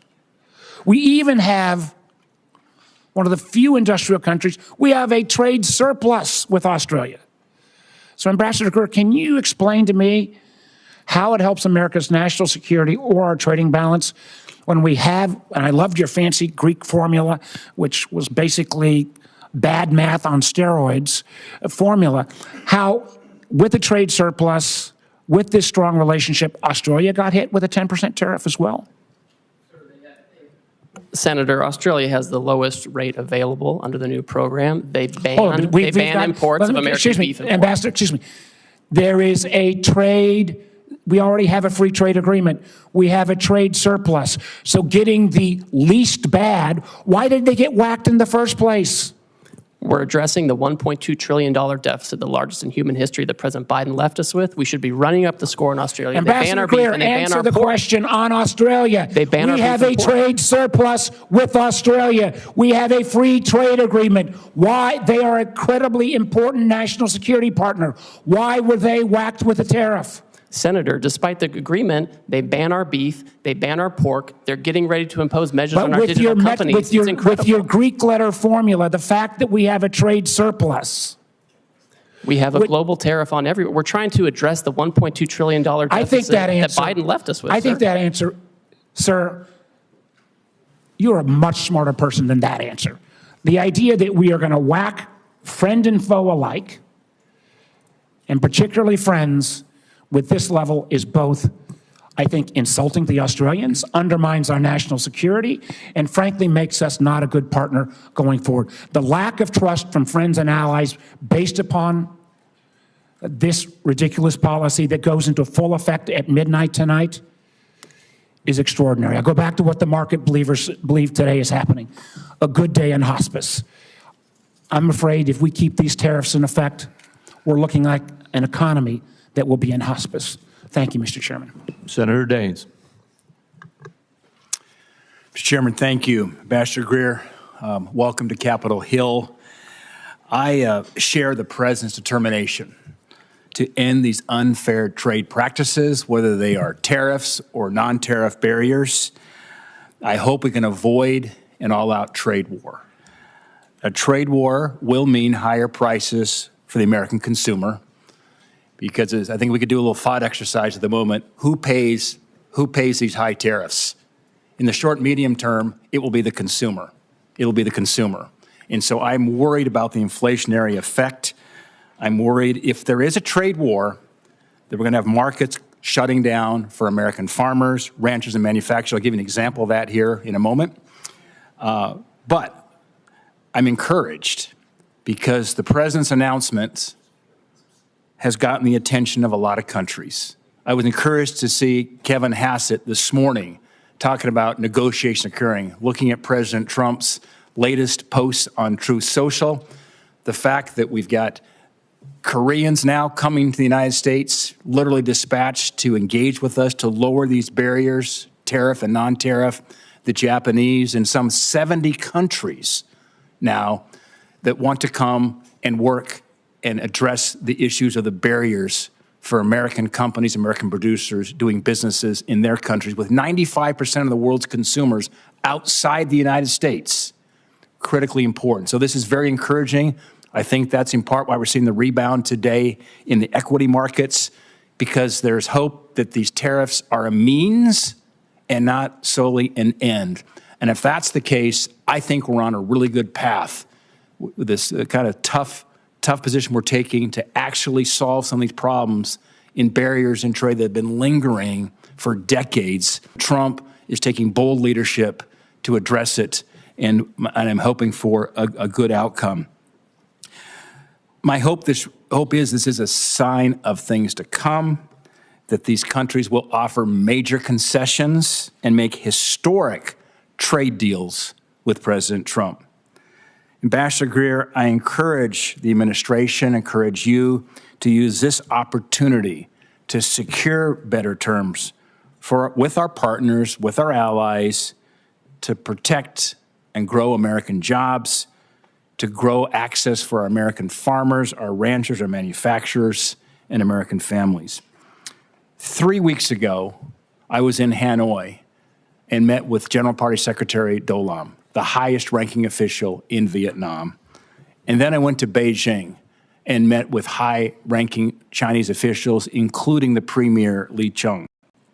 I carried President Trump's America First message directly to these leaders. I spoke with Premier Li Qiang and demanded that China stop the flow of the fentanyl precursors into Mexico, the United States, and Canada. I raised concerns about developments related to the expiration of registrations for beef processing plants here in the United States and some non-science-based barriers which has impacted Montana and U.S. beef exports. I want to remind you that in 2017, I went to China. I carried some steaks from a Montana rancher, Fred Wacker of Miles City, Montana. We met with the premier. In fact, I had one of your predecessors, Rob Portman, then the senator from Ohio and a former USTR with me. I had Senator Barrasso with me, Senator Kennedy with me. And as a result of that meeting, 30 days later, they lifted a 14-year ban on U.S. beef imports into China. Let me talk about what that has meant so far. This is the largest beef export market in the world is now China. For U.S. producers of beef, in 2021, we shipped $1.6 billion of beef. Keep in mind, the 2017 number was $31 million. It was $2.1 billion in 22, $1.6 billion in 23, $1.6 billion in 24. But here's the concern. That's been shut off now in the last 3 weeks. March exports of beef to China, U.S. beef, declined 92%. So the valve is shut right now for U.S. beef producers. My question is, what can we do to hold China's commitment to U.S. beef and other ag imports, which are so critical right now for U.S. producers? Thank you, Senator, and you've always been a leader on this, and I appreciate that. China, of course, needs to take down their barriers. It's been a persistent challenge with them, and they like to use economic coercion, and they have their own method of doing things. But my hope would be is that they turn back on this course of action. I think President Trump is focused on making sure we have the right program in place, that we're dealing with partners who are going to be respectful and achieve reciprocity with us. And I think a lot of this is going to be up to the Chinese on how forward-leaning they want to be on having fair trade with us. I'm very sensitive to this issue in particular, and I want to make sure we open up beef markets other places too, so we don't have to be dependent on just one market. Yeah.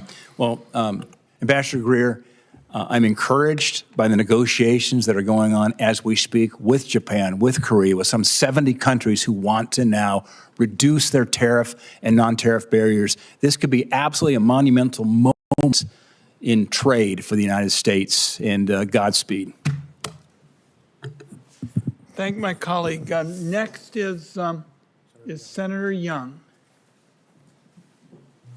Good to have you here, Ambassador Greer. And let me just begin by commending you. You've been very accessible as we've tried to get some clarity on exactly trade policy and where we're headed and how we expect counterparties to move and all the rest. You returned my phone call immediately, and your team's been in touch with mine. And so just that speaks very well of you and the Trump administration, because this is creating some anxiety.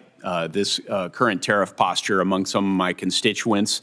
On balance, I would say most of my constituents are supportive, and they recognize that some turbulence might be required in order to end up in a better spot and reset trade relations. I think one of the things I'm hearing from constituents back home is that trade retaliation doesn't fall on everyone evenly. It has a different impact on a New York tech firm than it might have on a Hoosier soybean farmer, and I hope that's something that's being factored into your analysis as you think about how foreign countermeasures could impact the American economy generally, and then in terms of particular sectors and parts of the country. So unpacking those trade-offs for the American people, I think is going to be very important moving forward. In Indiana, rural communities and export-driven manufacturers oftentimes feel the consequences, and they feel the consequences first. So, Ambassador Greer, is USTR actively mapping out which sectors and regions are going to bear the brunt of certain retaliatory measures and thinking about contingency plans? So, Senator, thank you for your concern. And I know this is something that we all watch. I watch it very closely. The president watches it. Whenever there's any kind of announcement of proposed retaliation, we look at it very closely. We look at the tariff lines. We look at what might get hit. The good news so far is that most countries have said they're not going to retaliate on this and that they would like to seek to talk to us first, find out more about the program, what they can do to meet our goals, which, as you know, we're dealing with an emergency in terms of manufacturing and our trade deficit. And so that is what most countries have chosen to do. My sense is that if there are some countries that choose to retaliate regardless of our need to address this emergency, our hope and expectation is that countries will do what they've said, which is bring down their tariffs and non-tariff barriers to provide better markets in alternative locations. Well, as I communicate some of the impacts in my state to your office, and as I know you and your team review this, I hope you will you'll keep those considerations in mind as you develop your negotiating priorities. Yes, we certainly will, and look forward to continued collaboration with you. You know, in other areas of federal policy, we have clear metrics or criteria to measure success. We do it in social policy. We do it with respect to education policy, test scores. We do it in defense policy. We try and measure readiness and through various metrics. But in trade policy, especially tariffs, we seem to lack a clear set of metrics and a feedback loop. Does USTR have a formal process to evaluate whether these tariffs are actually achieving their goals, whether that's reshoring or market access or reciprocity, some metrics associated with that? I'll let you speak to that, sir. Senator, as we've stated, the underlying basis for this action is the national emergency arising from the trade deficit. President Biden left us with a historically high $1.2 trillion trade deficit, which we understand and know to be driven, at least in large part, by non-reciprocity. And so when we're looking at whether that emergency is abating or being affected, is we're looking at outcomes. Certainly, if other countries are bringing down their tariffs and their non-tariff barriers, that's a good indicator. That's the right direction. We also want to make sure that the trade deficit is going in the right direction. And that means two things. It means we have better access and we can export more to these other markets, but it also means that they're not using us as a dumping ground for their overproduction or their subsidized products. And so it goes both ways. And so it's a country-by-country analysis. We're looking at it case by case. They come in and talk to us on a country-specific basis where we can articulate to them what their trade barriers are, right? I've got this big book with all the trade barriers, what their non-reciprocal tariff rates are, and what we expect in terms of fair trade. Well, thank you. I'm already over time. It's amazing how quickly we go through this, which is why I really appreciate that direct line to you and your team. I should also mention that we heard from Secretary Bessent to discuss tariffs the other day as well. We'll be in touch. We want to work with you on critical minerals policy, on digital trade policy, and many other areas that I know are your priorities as well and President Trump's priorities. And thank you for your ongoing efforts to bring more clarity to the markets and to our businesses and farmers so that we know exactly what lies ahead. Thank you. Senator Johnson. Thank you, Mr. Ranking Member. Mr. Ambassador, welcome. So you're hearing a fair amount of agreement from the Finance Committee here. First of all, I think there's agreement that we recognize that America's been very generous in opening up our markets. Our trading partners have taken advantage of us. We don't have fair trade. But I think you're also hearing that our constituents rely on trade, and they're going to be harmed by it. So I handed you 10 case studies, and by the way, for the 10 that were willing to go public, probably got another 50 that were concerned if they went public that they may not get the exclusions. Now, I'm somewhat disappointed to hear that exclusions of some of these things are being ruled out at this point in time. They're very specific situations that I think you ought to consider exclusions for, because I don't often agree with the members on the other side of the aisle, but in many cases here today, particularly when they're expressing concern about small businesses in their states, I'm hoping you're very, and I hope you and the President are very sensitive about companies potentially going bankrupt by these actions. Again, we want fair trade, but I hope you recognize, tariffs are double-edged sword. I would argue a somewhat blunt instrument. A question I have for you, there's no doubt that we have offshored some very crucial products, pharmaceuticals, high-end semiconductors, rare earth minerals. Do you have a list of what those products are that we must, in some way, shape, or form, reshore? Thank you, Senator, and I appreciate the communication we've had, and I've received your letters, and we'll take a close look at those to make sure we're incorporating feedback as we develop the policy. You'll note in the action we took last week, there were certain sectors that we excluded from the tariff action because we think they need their own investigation and consideration, whether it comes to tariffs or other actions. This includes semiconductors, it includes pharmaceuticals, like you're talking about, certain metals like copper, and also critical minerals. These are areas where we have to reshore. We need to be able to think about the best way to incentivize this. There are things we can do as the executive branch, and there are things that Congress can do, and especially with the tax bill coming up. I think these are the kinds of things where we need to create the right incentives. So you're not using tariffs with pharmaceuticals and semiconductors or rare earth minerals? So right now they're not subject to a tariff. Because you want them brought in here because they're crucial. There are other products that are also crucial that you are applying tariffs to. So we are doing investigations right now, and we're considering, with respect to pharmaceuticals and semiconductors, the President's been very clear about this. He said it several times, because tariffs are a tool that can be used to create incentives. What we can't have is the status quo. The status quo has not worked. Do you believe a trade deficit is just per se always bad? I think the situation, what we have, Senator, is a large and persistent trade deficit. In normal economic structures and normal markets, you would have a deficit one year or a surplus one year.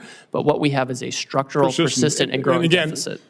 And as a result, offshore some crucial products. That's a big part of it. Yes, but do you want to onshore, for example, very high labor content products when, by the way, we're pretty low unemployment rate. I mean, when I went to college, 5% was full employment. We're at 4.2.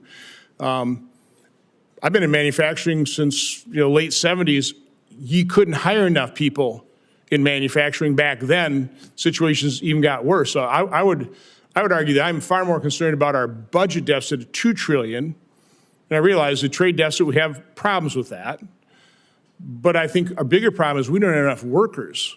So are you factoring that into your calculation in terms of what you're actually trying to accomplish here? I mean, all for bringing back these crucial products so that we don't have national security issues with the things that we can't manufacture. But again, I don't want to bring back high labor content. Now I want to diversify our supply chain. It's bad to have that all in China, as we saw certainly with PPE, but a diversified supply chain around the world, because I think trade is a win-win situation. It should be.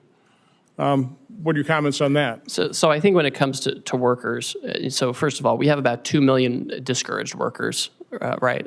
And these are folks who should come off the sidelines for sure. I think the factories that are being built and will be built in the United States will leverage both automation and workers, right? I don't think we're going to have lots of, it's not the kind of labor that's done in some of these other countries. I think our folks are innovative, and the newest factories use a lot of automation, but also workers and people who make the products that the industrial robots that contribute to that automation. But I mean, I think we need to be in a situation where we have production here, right? We need to think not just in terms of quarterly earnings, but in the next century, and how do we set up the American economy now? How do we deal with the emergency now to make sure we can produce far into the future? Again, I would ask that these case studies be entered in the record, and I just really ask you and the President focus on the products we actually need as opposed to using this broad instrument. There's going to be an awful lot of collateral damage. People are already feeling that pain, so I hope you're sensitive to that. Without objection, and Senator Tillis is next. Thank you, Mr. Chairman. Ambassador Greer, thank you for being here. Back in the 90s, I was in management consulting, and there was a new platform that came out that promised to transform the business industry, ERP. Some of the early attempts at implementing the system proposed an a la prima approach. Let's do it all at once. Let's change the plumbing out. Let's get it all in, get it done, rip the Band-Aid off. It proved to be hugely unsuccessful. There were a lot of very visible projects, and the industry decided there needed to be a methodical sort of prioritization of what parts of the business needed to perform better sooner, and how do you layer onto that a comprehensive strategy. It looks like we've got a novel approach here in terms of an a la prima approach. I'm not a trade expert, and I'm not going to question it at this point.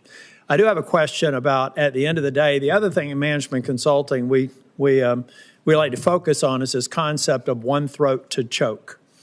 In other words, when you're finally taking a look at a strategy, someone has to own it, and you can't say that it's the president or the vice president. So my first question to you, in this scenario, the decision maker who decided the a la prima approach, who has obviously had to have spent time anticipating what we saw in the markets and some of the pushback, I'm assuming this all got gamed out because it's a novel approach, it needed to be thought out.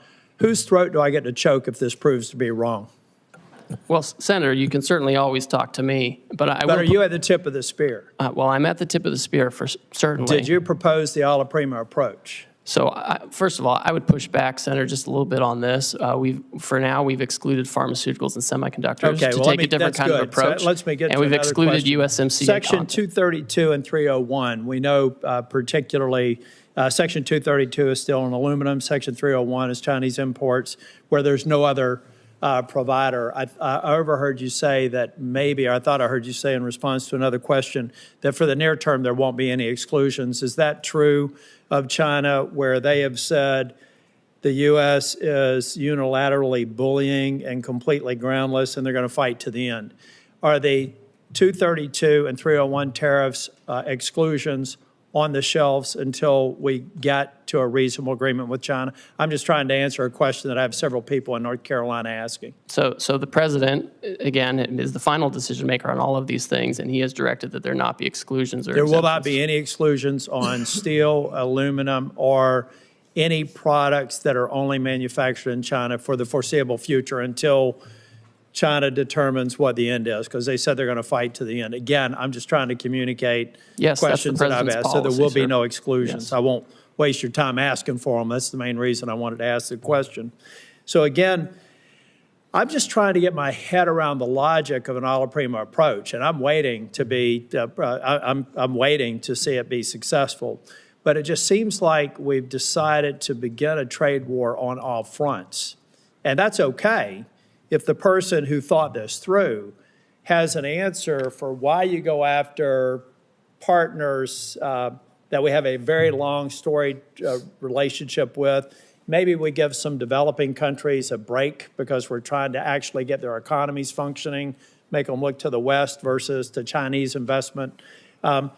So it just seems like I'm getting my head around the a la prima approach. I'm not condemning it because I'm not a trade expert, but I still, at some point, and I understand that you are the trade rep, so if you own this decision, then I'll look to you to figure out if we're going to be successful. If you don't on the decision, I'm just trying to figure out whose throat I get to choke if it's wrong, and who I put up on a platform and thank them for the novel approach that was successful if they're right. But here's what I'm really worried. I'm not going to ask any more questions. I'm just going to tell you, every time we talk about people having patience, we need to understand that the Founding Fathers made damn sure that that patience was never more than about 14 months, really. Everything that we need to do to know what the political environment is going to be about next year, it's going to be done by February of next year. So in your mind, do you believe that over the course of the next 14 months, we're going to have a level of certainty, and the people in the trailer park that I grew up in who are going to bear the brunt of some of these short-term cost increases, maybe some job displacement for a period of time, how are they going to be feeling Groundhog Day 2027 or 2026? Do we feel like the majority of this will be resolved, and I'll be able to thank whoever thought that the alla prima approach was a good idea? Because that's about the timeline we've got to work with. Well, Senator, these people who voted for the president is the same situation I grew up in. You know that. I agree, but let me just finish here because I don't want to get in the way of my colleagues. Yes. I'll be 65 in August. Every day, 11,400 people celebrate their 65th birthday. That's 4 million a year. So there, let's say from 60 to 65, people looking at their 401k statements. They did vote for President Trump. They voted for me. I hope that they will again in both cases. Well, maybe not the president, but I intend to run for re-election. I'm just trying to figure out if they're going to feel good about this, because a long-term play in American politics and a long-term play in American policy, public policy formation, is about 12 months from the beginning of an administration. I wish you well, but I am skeptical. Thank you. Senator Smith. Thank you, Senator Crapo, and welcome, Ambassador Greer. So it seems to me that President Trump has started a big trade war, and the war is with everyone on multiple fronts, with allies as well as adversaries. I think this is a little bit of what Senator Tillis was getting at. It feels really indiscriminate and chaotic, and apparently we're still just in the early days of this. And I just need to tell you that Minnesotans are freaked out. Farmers who are experiencing, you and I have talked about this, one of the worst farm economies in the last 25 years are looking at lower prices and higher input costs. Minnesotans who work on the Iron Range, which is the source of 80% of the iron ore that goes into American-made steel, they want fair trade. They want us to stand up to illegal steel dumping, but like 500 of them have been laid off because the demand for American cars has been slumping. I mean, I could go on in every sector. Consumers are freaked out. This looks like a giant sales tax to them. Retirement stock market plummeting, and it's very hard for people to understand what is going on here. So what I want to do is to get an understanding from you of what you see as the goals of this war that we're in, because at various times it's been described as goals to raise revenue, to stop fentanyl trafficking, close trade deficits. So is the goal here to raise revenue for the federal treasury? Senator, this is not a trade war. We have, most countries have said they're not going to retaliate. We have an underlying emergency. The goal of this, of the trade deficit, where President Biden left us with a $1.2 trillion trade deficit, and the goal is to address that, and the offshoring that led to that, and the non-reciprocal treatment that led to that. That's the goal. Certainly there's a tariff revenue effect. If the countries do not do this, then they will be subject to the tariff, and we'll have a tariff on foreign goods instead of American-made goods. So, okay, so if the goal is to close trade deficits, then that would mean that the tariffs are a negotiating tool here. Is that right? Is that how you see it? So the or are you tariff. trying to use them to? Well, it can go both ways, Senator. So on the first, we've talked a lot about negotiations because a lot of these countries, they have closed off markets to our exports in unfair ways. They've done it for decades, and nothing has persuaded them. Sitting down, talking nicely hasn't persuaded them. But if you were trying to, so I'm all for fair trade. And I'm all for the idea that if somebody is not trading fairly with us, if they're not giving us fair markets, then we need to have a strategy to go after that. But yet this is a blanket approach. it's an across the board approach, which is going to contribute to raising costs. And that's why it just feels, I think, so chaotic to people. Well, the trade deficit is a global issue. So you can't if you're trying to get the trade deficit, you can't just pick one or two countries and say, we're going to do this and become Swiss cheese. Like that would not be coherent. What's coherent has a global approach to what's a global issue, to take these countries, country by country, figure out how we can address our trade deficit with them and address trade market barriers with them. And that's the right approach. And that's what's happening. That's what the president's directed. But I mean, as Senator Warner was pointing out, I guess it's a floor, you could call it, a 10% tariff, even with countries where we used to assign this so-called reciprocal tariff it just seems so arbitrary. I mean, where did that formula come from?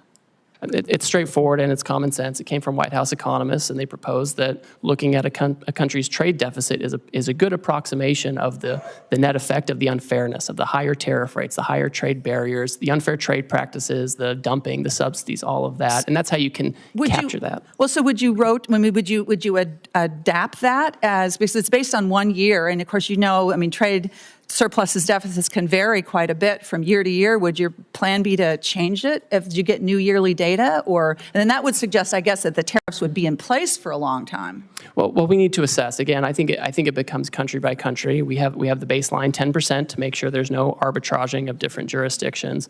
And all these countries that are subject to the highest rates, most of them have already come to talk to us about how to get it down. I mean, we have to take this step by step. We have to take it country by country to address these issues. The status quo just won't work anymore, and we can't do it piecemeal. I'm not arguing for the status quo, Ambassador. I'm not arguing for the status quo, but I am questioning the rationality of this policy that it's so chaotic, and it seems so arbitrary. And it seems so internally inconsistent because, for example, if your goal is to onshore manufacturing, something that I think many of us on this side of the dais believe strongly that we need to be making things in this country again, but then that would suggest that these tariffs need to be in place for a very long time because what capital wants is consistency and stability and predictability. Yet at the same time, the administration seems to be arguing that we would be, waiving some of these tariffs if we could somehow magically negotiate, 50 new trade agreements with 50 different countries. I know my time is up here. I wanted to ask you a question about trade adjustment assistance, which I will follow up as a question for the record. But again, I think that my constituents are freaking out here, and I understand why. Thank you. Senator Lujan. Thank you, Mr. Chairman. Thanks for holding this hearing. Now, Mr. Greer, it's been less than a week since President Trump started this, what I'll describe as a reckless tariff war. It certainly feels that way. Families are seeing higher costs. Businesses across the country are hurting, and we've seen one of the worst drops in the stock market in over 35 years. Do you believe that there's currently higher costs a week after the president put these tariffs into place? Senator, we haven't yet seen how those costs are going to be allocated between the foreign producers and their importers here. We haven't seen the data on that yet. Do you believe businesses are hurting a week after President Trump put these tariffs into place? I've heard from a lot of businesses. Some of them are excited about the prospects. Some are concerned because they're import dependent instead of U.S. product dependent. So I know there are varying views on this. Let me ask this question, because this one's based completely on fact, on something I think you look at every day. You probably have some of these numbers in your phone that I'm guessing might be in your pocket. Have we seen one of the worst drops in the stock market in over 35 years? We've certainly seen volatility. Have we seen one of the worst drops in the stock market in over 35 years? I think, and Senator Warner talked about this. We'll move on. If you don't want. Well, I know everyone's concerned about Wall Street, and I'm just concerned about Main Street and getting these jobs back, Okay, let's talk about Main Street, Mr. Greer. Last time you were here, I asked if President Trump's trade war would hurt New Mexico businesses and families. You dodged my question. You told me, quote, I can't guarantee economic outcomes. When I pressed you, you told me that you want me to, quote, you asked me to, quote, hear from me on what the impacts of these tariffs are. Well, Mr. Greer, I'm here to tell you today New Mexicans are hurting. I understand why you would not guarantee that New Mexicans wouldn't be hurt, because you probably knew what I thought then that we now see today, that this is hurting people back home. Now, I want to ask you the same question again. Yes or no, will President Trump's tariffs harm New Mexican businesses and families? Senator, I just don't think they will. Right now, you have duty-free trade with Canada and Mexico, where they comply with the rules, where they have U.S., Mexican, and American content. I mean, this is designed, and I would hope that being a border state, this is something that you find valuable, and that's what we're trying to do. We're trying to incentivize production in the United States. We want North America to be competitive, and this is. We can't have the status quo. We have to have a situation where we have manufacturing here, where we have foreign market access for our producers, and we want New Mexico families and companies and communities to prosper. Mr. Greer, do you agree with President Trump that families are going to have to feel a little pain? I'm not going to speak for the president. I didn't ask for you to speak for him. I know none of you have the courage to stand up to him. What I'm asking you, Mr. Greer, is do you agree with what the president said about these tariffs in that people are going to have to feel a little pain? That's my question. If we have companies that feel pain because they're adjusting their supply chains, have more American product made by American workers, that's an adjustment we have to make to prepare for the future. We can't keep doing the same thing we always did. And if companies are having trouble adjusting their supply chains, which I'm very sensitive to, this is something that we have to deal with. We can't do nothing for 4 years like we saw under Biden, where there was just nothing going on trade. Let me ask the question a little differently. Yes or no? Do you agree with President Trump when he said families are going to have to feel a little pain? Of course, I agree with the president. Thank you very much. But I expect that the jobs we see for manufacturing is going to far outweigh anything. I'm short on time, sir. So Yes, look, sir. economists are predicting that Trump's trade war is going to cost American families about $4,000 per year. I disagree with your assessment now and agreeing with Donald Trump that families should feel pain. When I asked you about the economic impact of families back home, you said, no, they're going to do great. Things are going to be wonderful. New Mexico should be appreciative of all these things. I guess pain is the kind of relief that you believe that families should be going through. I mean, it is what it is. As I've been saying to my colleagues here, I understand the outcome of this last election. Donald Trump is now the president of the United States. He won the election. My Republican colleagues in the Senate won the election. They control the votes in this chamber. They control the votes in the House. That's why we're seeing these budget resolutions. All I'm saying is own up to what you want to do. You want to do it. Just be honest with the American people about what's going on. I appreciate the time today, Mr. Chairman. I yield back. The same economists who are crying out now were the ones who said we were going to crash the economy, and Trump won.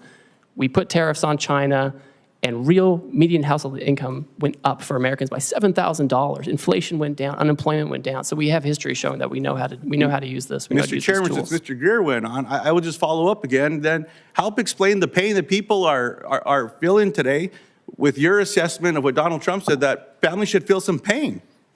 That's all okay with you all?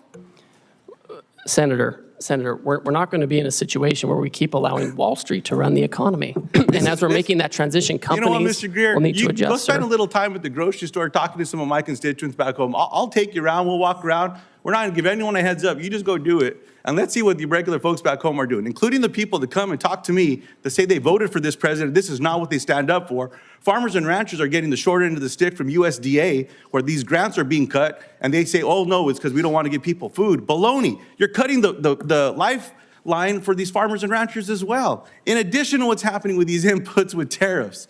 Look, you all are a lot smarter than I. I'm just a regular person back home. I'm one of them. Senator Warnock. That's the difference between you and I, sir. Senator Warnock. Thank you very much, Brother Chair. Since President Trump announced his tariffs last week, the stock market has dropped more than 10%. We've talked about that. I'm more concerned about the impact on ordinary people. This for me is a regressive tax. It's a tax on families who are already dealing with increasing costs and are trying to figure out how to make their lives work. I heard you say, Mr. Greer, that you don't think this is that we're in a trade war, and you know, I respect your expertise on trade, but tomorrow the Trump administration will implement its reciprocal tariffs, which means businesses and families have had less than 1 week to plan for the largest tax increase in more than 50 years. So we are escalating, and so we can go back and forth about whether we think it's a trade war. I'm focused on how this is impacting families. Normally, when tariffs are being discussed, businesses and industries have time to plan. And the government often provides an orderly and clear process for American companies to apply for exclusions from tariffs when it's not possible for them to sell a product without importing parts or all of it because no one manufactures it here. We all know uncertainty is the worst thing for business. I'm hearing this from farmers. I'm hearing it from folks in the manufacturing sector. So I hope we can provide some certainty. What should a multinational retailer do about their products made only overseas or that contain parts only made overseas? We're seeing this in our automotive sector in Georgia. Should they just raise their prices on families to account for the new tax? Or is there a process for that company to reach out to the White House for an exclusion? So Senator Warnock, the Section 232 on autos is a Commerce Department action. One thing they've done is they have said that they would be willing to give some kind of a credit for U.S. content in parts and components, and they can approach the Commerce Department about this. It's not a decision I'm making, but I know that this is one alternative. You know, I'm mindful, you know, when I hear this, obviously we're sensitive to these dynamics, but it just reminds me that we lost 5 million manufacturing jobs over the last 20 years, and that's part of the reason why we're in this situation now, and we just have to bring those back. So it's important to bring them back now before the situation gets worse. But the question is, what do they do? Do they pass that price on to consumers? Well, what we've seen is Ford and GM, for example, have announced actually that they're giving discounts. That was the big news last week. Last Thursday, they'd be giving discounts going forward. These companies often are going to figure out how they allocate costs among themselves, and it rarely gets down to the consumer in one-for-one basis. So the company might figure it out, I think, Well, they can approach the Commerce Department to talk about the credits. Let me go smaller. Last week, my office met with Angela Hawkins. She's the founder of Bamboo, a small business in Atlanta that sells bamboo-based sleepwear and sheets, particularly for people with severe and sensitive skin allergies like her husband. Angela's products are made overseas because you can't really find bamboo fabric made in the United States. What should Angela do? Pay the new tax, raise her prices, and risk losing customers? Or is there a process for her to apply for an exclusion from the Trump White House? So, Senator, the president has said that in connection with this action, he's not going to have exclusions or exemptions beyond what's in the program already for certain products. So she'll just have to figure it out. She'll have to work with her business partners and find about sourcing, and she'll have to either raise prices and risk customers. Basically, is the answer, right? Because she can't get bamboo here. It will depend on the tariff rate. Every country has a different rate, and some are much lower than others, and so they're she might even go out of business. Let's go even smaller. Early estimates show that President Trump's tariffs will increase the cost of goods by $3,800 for an average American household. Many critical baby goods like cribs and baby gates are produced abroad or made or have foreign-made components. I went through this long ago as a parent of young children. For an expecting family in Augusta, Georgia, who may now see a 50% price increase for that stroller or car seat, what is the process for that family to apply for a White House exclusion? I guess if the business owner can't get one, they can't get one either, correct? So there's not an exclusion process. That's right. So they would just bear the cost. Well, I think the studies you're talking about, the economists, they got it wrong in Trump 1. They said there was going to be inflation because of tariffs, and it went down. So when I hear them now saying the same thing, I just don't trust what they're saying. And that's, the fact of history shows that it's not a one-to-one. The highest inflation we ever saw was under Biden for housing and education and healthcare and all of these things. And it was, and I don't know where everybody was then when that was skyrocketing by 20%. What if their child is potassium deficient and now bananas are more expensive? Last I checked, we don't have the climate to grow bananas in the United States. Who should that family reach out to the White House for an exclusion for that price hike on those bananas? Well, again, as we've discussed, there's not an exclusion process. I think we've waited too long with the status quo. I know people want the status quo. They want the trading system that Wall Street likes, but we can't have it anymore. So here you and I agree. Nobody wants the status quo. This economy is not working for working families, for ordinary people. And I would submit that what the president did last week in such a reckless and sudden way is adding even more pressure on these families. Thank you so much. Senator Warren. Thank you, Mr. Chairman. Donald Trump is single-handedly driving this economy off a cliff. With no evidence to back him up, he's claimed emergency authorities to slap new tariffs on nearly every product we import from nearly every country. But Congress has the power to reverse these tariffs, and we should do so immediately. Tariffs can be a tool to help build things in America, but Trump has slapped tariffs on, then off again with no rhyme or reason. And the uncertainty about the long-term rules makes companies far less likely to invest in manufacturing or jobs here in the United States. If Congress doesn't stand up to Trump, economists predict a recession before the end of the year. And Fed Chair Jerome Powell says we're in a real danger of, quote, both higher unemployment and higher inflation. Translation, Trump's tariffs will push millions of workers out of jobs and push prices up at the same time. So, Ambassador Greer, we've heard a lot of conflicting statements about whether these tariffs are here to stay, how many more rounds of on-off we're going to do. So let me ask the question from a different perspective. Ambassador Greer, we lost 700,000 jobs each month in the last recession. If 700,000 Americans lose their jobs, will the Trump administration suspend these tariffs? Senator, I think the economists who are making these projections, who often are in favor of fully unfettered free trade, are the same ones who said in the first Trump term that putting tariffs Greer, I just don't think it's going to happen, let me just Senator. stop you there. I'm not asking about projections. I'm asking if the numbers show that 700,000 people have lost their jobs because of these new tariffs that Trump has slapped on.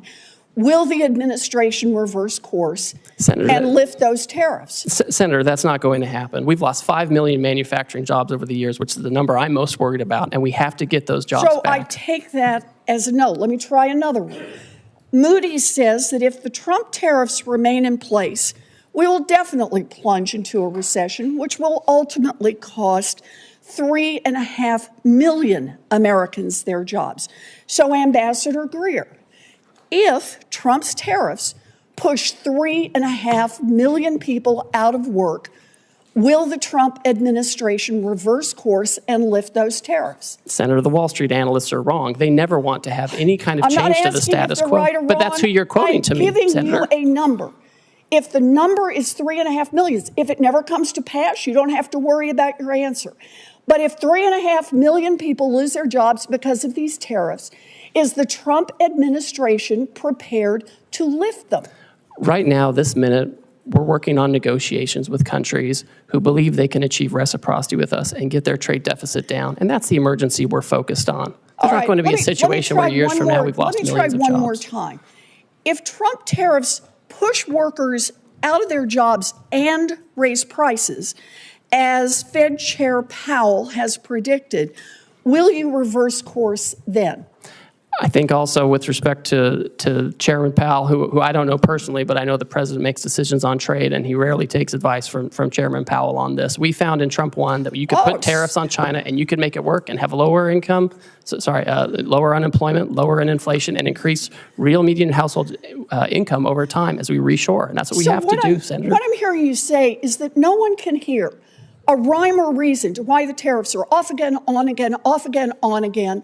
But what you're telling us is the fact that hundreds of thousands, even millions of people could lose their jobs and that prices could go up will not be a factor for you or for Donald Trump for rolling those tariffs back. Look, if Republicans are serious about protecting American jobs and fighting inflation, then they can join Democrats right now to pass a resolution to fix Trump's reckless tariffs. This economy is teetering on the edge of collapse. We have the power right here in the Senate and over in the House of Representatives to take this authority away from Donald Trump. We can get this voted on. Senator Wyden and I have already are about to introduce the bill to do that. And if Republicans are serious about not playing the red light, green light with tariffs, but instead about protecting our economy, our families, our jobs, and keeping prices low, then Republicans should join us on that. Thank you, Mr. Chairman. Senator Welch. Thank you. You know, there's a place for tariffs on China. Targeted tariffs make some sense. What is being rolled out and the way this is being done is so destructive and so reckless and so irresponsible that it's creating nothing but economic chaos, uncertainty, and suffering for a lot of people. These are really disastrous for Vermont. I just want to go through this question of how do these roll out? You did not set, as our trade representative, the tariff rates on all of these countries that were on display when the president announced them, right? Senator, the president made a decision on how he wanted to have the tariff set, and the economic cabinet advised him on that. Right, but you did not set like the 50% rate on Lesotho. I personally didn't, no. Yeah, can you explain how that makes any sense? So the way that the methodology works is the emergency we're talking about is premised on the trade deficit, which we think is well, I'm to explain the methodology, Senator, if you want to hear it. This has got to get concrete, because this has real impacts on everyday people. So the rhetoric about what the goals are when the rollout is so in conflict with achieving anything other than economic downturn, how did the 50% rate on Lesotho be decided? So when you have White House economists who assess the trade deficit. But you had no role in it? Well, I certainly had a role in it. Everyone was advising the president on how to do this. Tell me why I came up with 50% for Lesotho. Well, I'd like to tell you, Senator. So when you look at a country's trade deficit, we believe that captures some of the unfairnesses, and you have to have a uniform methodology. You can't be arbitrary or capricious. I'm going to keep going, because Lesotho does diamonds, and, you know. I'm happy to talk more to you about the methodology. There is, I mean, my sense is there is no methodology. I asked ChatGPT, and basically they came up with some formula. Well, that's not true. Well, here's how it looks. Donald Trump just got fed up and said, what the heck, we'll just go with this formula that makes no sense. Number two, the issue of these tariffs. Now, the phone is ringing off the hook at the White House from countries wanting to get a break, right? They want to talk about how to have reciprocal trade with us and how to get that deficit down. That's right. So here's the structural issue that is really alarming to me, and I hope to all of us. We are using these tariffs, or the president is using these tariffs, from going from an economy that's based on competition to one that's based on access. You know, in a competitive economy, your product, your service determines the outcome and how well you do. In an access economy, it's who's got Donald Trump's number, who's got your number, who's got Lutnick's number, and you call up and you get a break. That's an access economy. Is this going to be the arbitrary authority of the president to decide, yes, we'll cut the Vietnam tariff, and no, we'll sustain the tariff on Lesotho? The way this works, Senator, is we have longstanding relationships with trade officials in these foreign countries, and they work with our staff, our career staff, and they develop, you know, if someone comes to us with an offer, we review it, we analyze it, and we present it to the president. They're calling the president. I mean, you've got Donald Trump as president basically picking and choosing winners and losers, and who knows on what basis. That's not a trade regime that anybody can count on. That's something they can game if they know you, they know Lutnick, they know Donald Trump. You know, that I think was what Senator Warnock was asking about. We've got farmers on the border with Canada. They get their grain. It's going to be 25% hit. We've got consumers whose electricity bills are going up because of retaliation from Canada. Can they make a call to you, to Howard Lutnick, to the president, and ask for relief?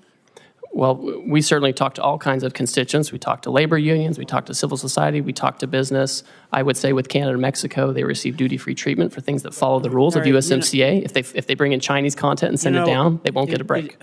Let me tell you the frustration I have. There is a place for targeted tariffs to help us and also to push back on unfair trade practices. I support that. That's not what this is. This is utter chaos, arbitrary and willful on the part of the president that is setting up a dynamic where he picks winners and losers rather than companies compete to do the best they can and have the benefit of good work and a good product. Mr. Chairman, I yield back. Thank you. Senator Barrasso. Thank you, Mr. Chairman. Well, appreciate you being here to answer questions. Look, I'm concerned for Wyoming and for workers across the country. I'm worried that foreign competitors continue to use unfair trade practices against the United States, against our workers, against our producers. These practices threaten our economic security, our prosperity. We want a safe and prosperous nation. Workers in my home state and across the country are paying the price. So can you just talk a little bit about how you determine if foreign trade and economic practices constitute an emergency for our country? And I just heard our previous speaker talk about asking ChatGPT. I'm not going to do that. I'm going to ask you, how is it that we determine if foreign trade and economic practices constitute an emergency for our country? Thank you, Senator. In the first instance, when the president declares an emergency, he has to consider where there is, the conditions that may impact national and economic security. And so for him, he took a look at our trade deficit, which was the largest in human history under President Biden, 1.2 trillion. And we looked at what the effect of that was. And it includes loss of 5 million manufacturing jobs, loss of 90,000 factories, loss of competitiveness with China in advanced technology. And then we looked at what are some of the causes of the trade deficit. And certainly there's currency manipulation, there's other currency factors, but also non-reciprocity in trade, barriers overseas, whether tariffs or non-tariff barriers that keep us out, unfair trading practices like dumping and other things that push things into our market, or subsidies, or state-directed economies. And so those are the things we look at. And then when you move to the countries, obviously it's common sense to have a baseline to make sure there's no cheating and that we can get at the deficit broadly based, and then to have a higher rate for those who have who pose the biggest challenges in terms of the trade deficit and unfair practices. Thanks. Could I ask you about nuclear fuel? And, for decades, America led the world in uranium production. Today, there's virtually no commercial enrichment capacity. We're dangerously dependent on imports from other countries. Congress took a strong stand by banning Russian uranium imports. We're now seeing a troubling shift with increased uranium imports coming from China. And we think it's the uranium from Russia going to China, which they then sell to the United States. So we've simply replaced one adversary with another. This poses to me a serious threat to our national security, to our energy independence. Wyoming has the resources and the workforce to revive American uranium production. But what we know is that subsidized foreign uranium from China and from Russia threatens to undermine our domestic industry. Well, you're going to support efforts to end uranium imports from China as we continue to try to build our U.S. nuclear supply. Senator, I'm happy to talk to you about that and the best way to implement that kind of action. Great. Market access for Wyoming beef. Our ranchers are seeing what you recently did, what the president has recently done, and say it's about time. I know you heard a lot about market access today. Just specifically discuss market access for American beef. It's our #1 cash crop in Wyoming. Our ranchers produce some of the highest quality beef in the world, yet our beef faces significant barriers in key foreign markets. So I do appreciate your office's efforts to document the numerous barriers that unfairly block American beef exports. For example, Thailand imposes a 50% tariff on American beef. The European Union's numerous, quote, Green Deal restrictions limit market opportunities for our ranchers. Australia's barriers prevent the sale of a safe, high-quality American beef. They've sold $29 billion into our country. We can't sell a hamburger there. So Wyoming beef producers have felt the direct impact of these unfair trade practices, and I say it's our #1 cash crop. What steps do you see being taken now to open new markets and ensure fair access for our beef around the world where we've been blocked? So, Senator, as everyone knows, we have a lot of countries coming to talk to us right now who want to have more reciprocal trade, get their trade deficit down. And obviously part of that is making sure we have access for products like beef, making sure we're exporting products like beef. I've talked to the Australians about this issue. It's always surprising because they're a great partner for us globally. This is a big issue with them. Southeast Asia as well. These are things that are on our list when people come to talk to us. It's something we've recorded for years, and we expect countries to change this. Great. Thank you. In terms of critical minerals, we sit on vast deposits of critical minerals in Wyoming essential for our national security. Our state has significant reserves of rare earth elements, you know, what, are there some trade initiatives that you're taking right now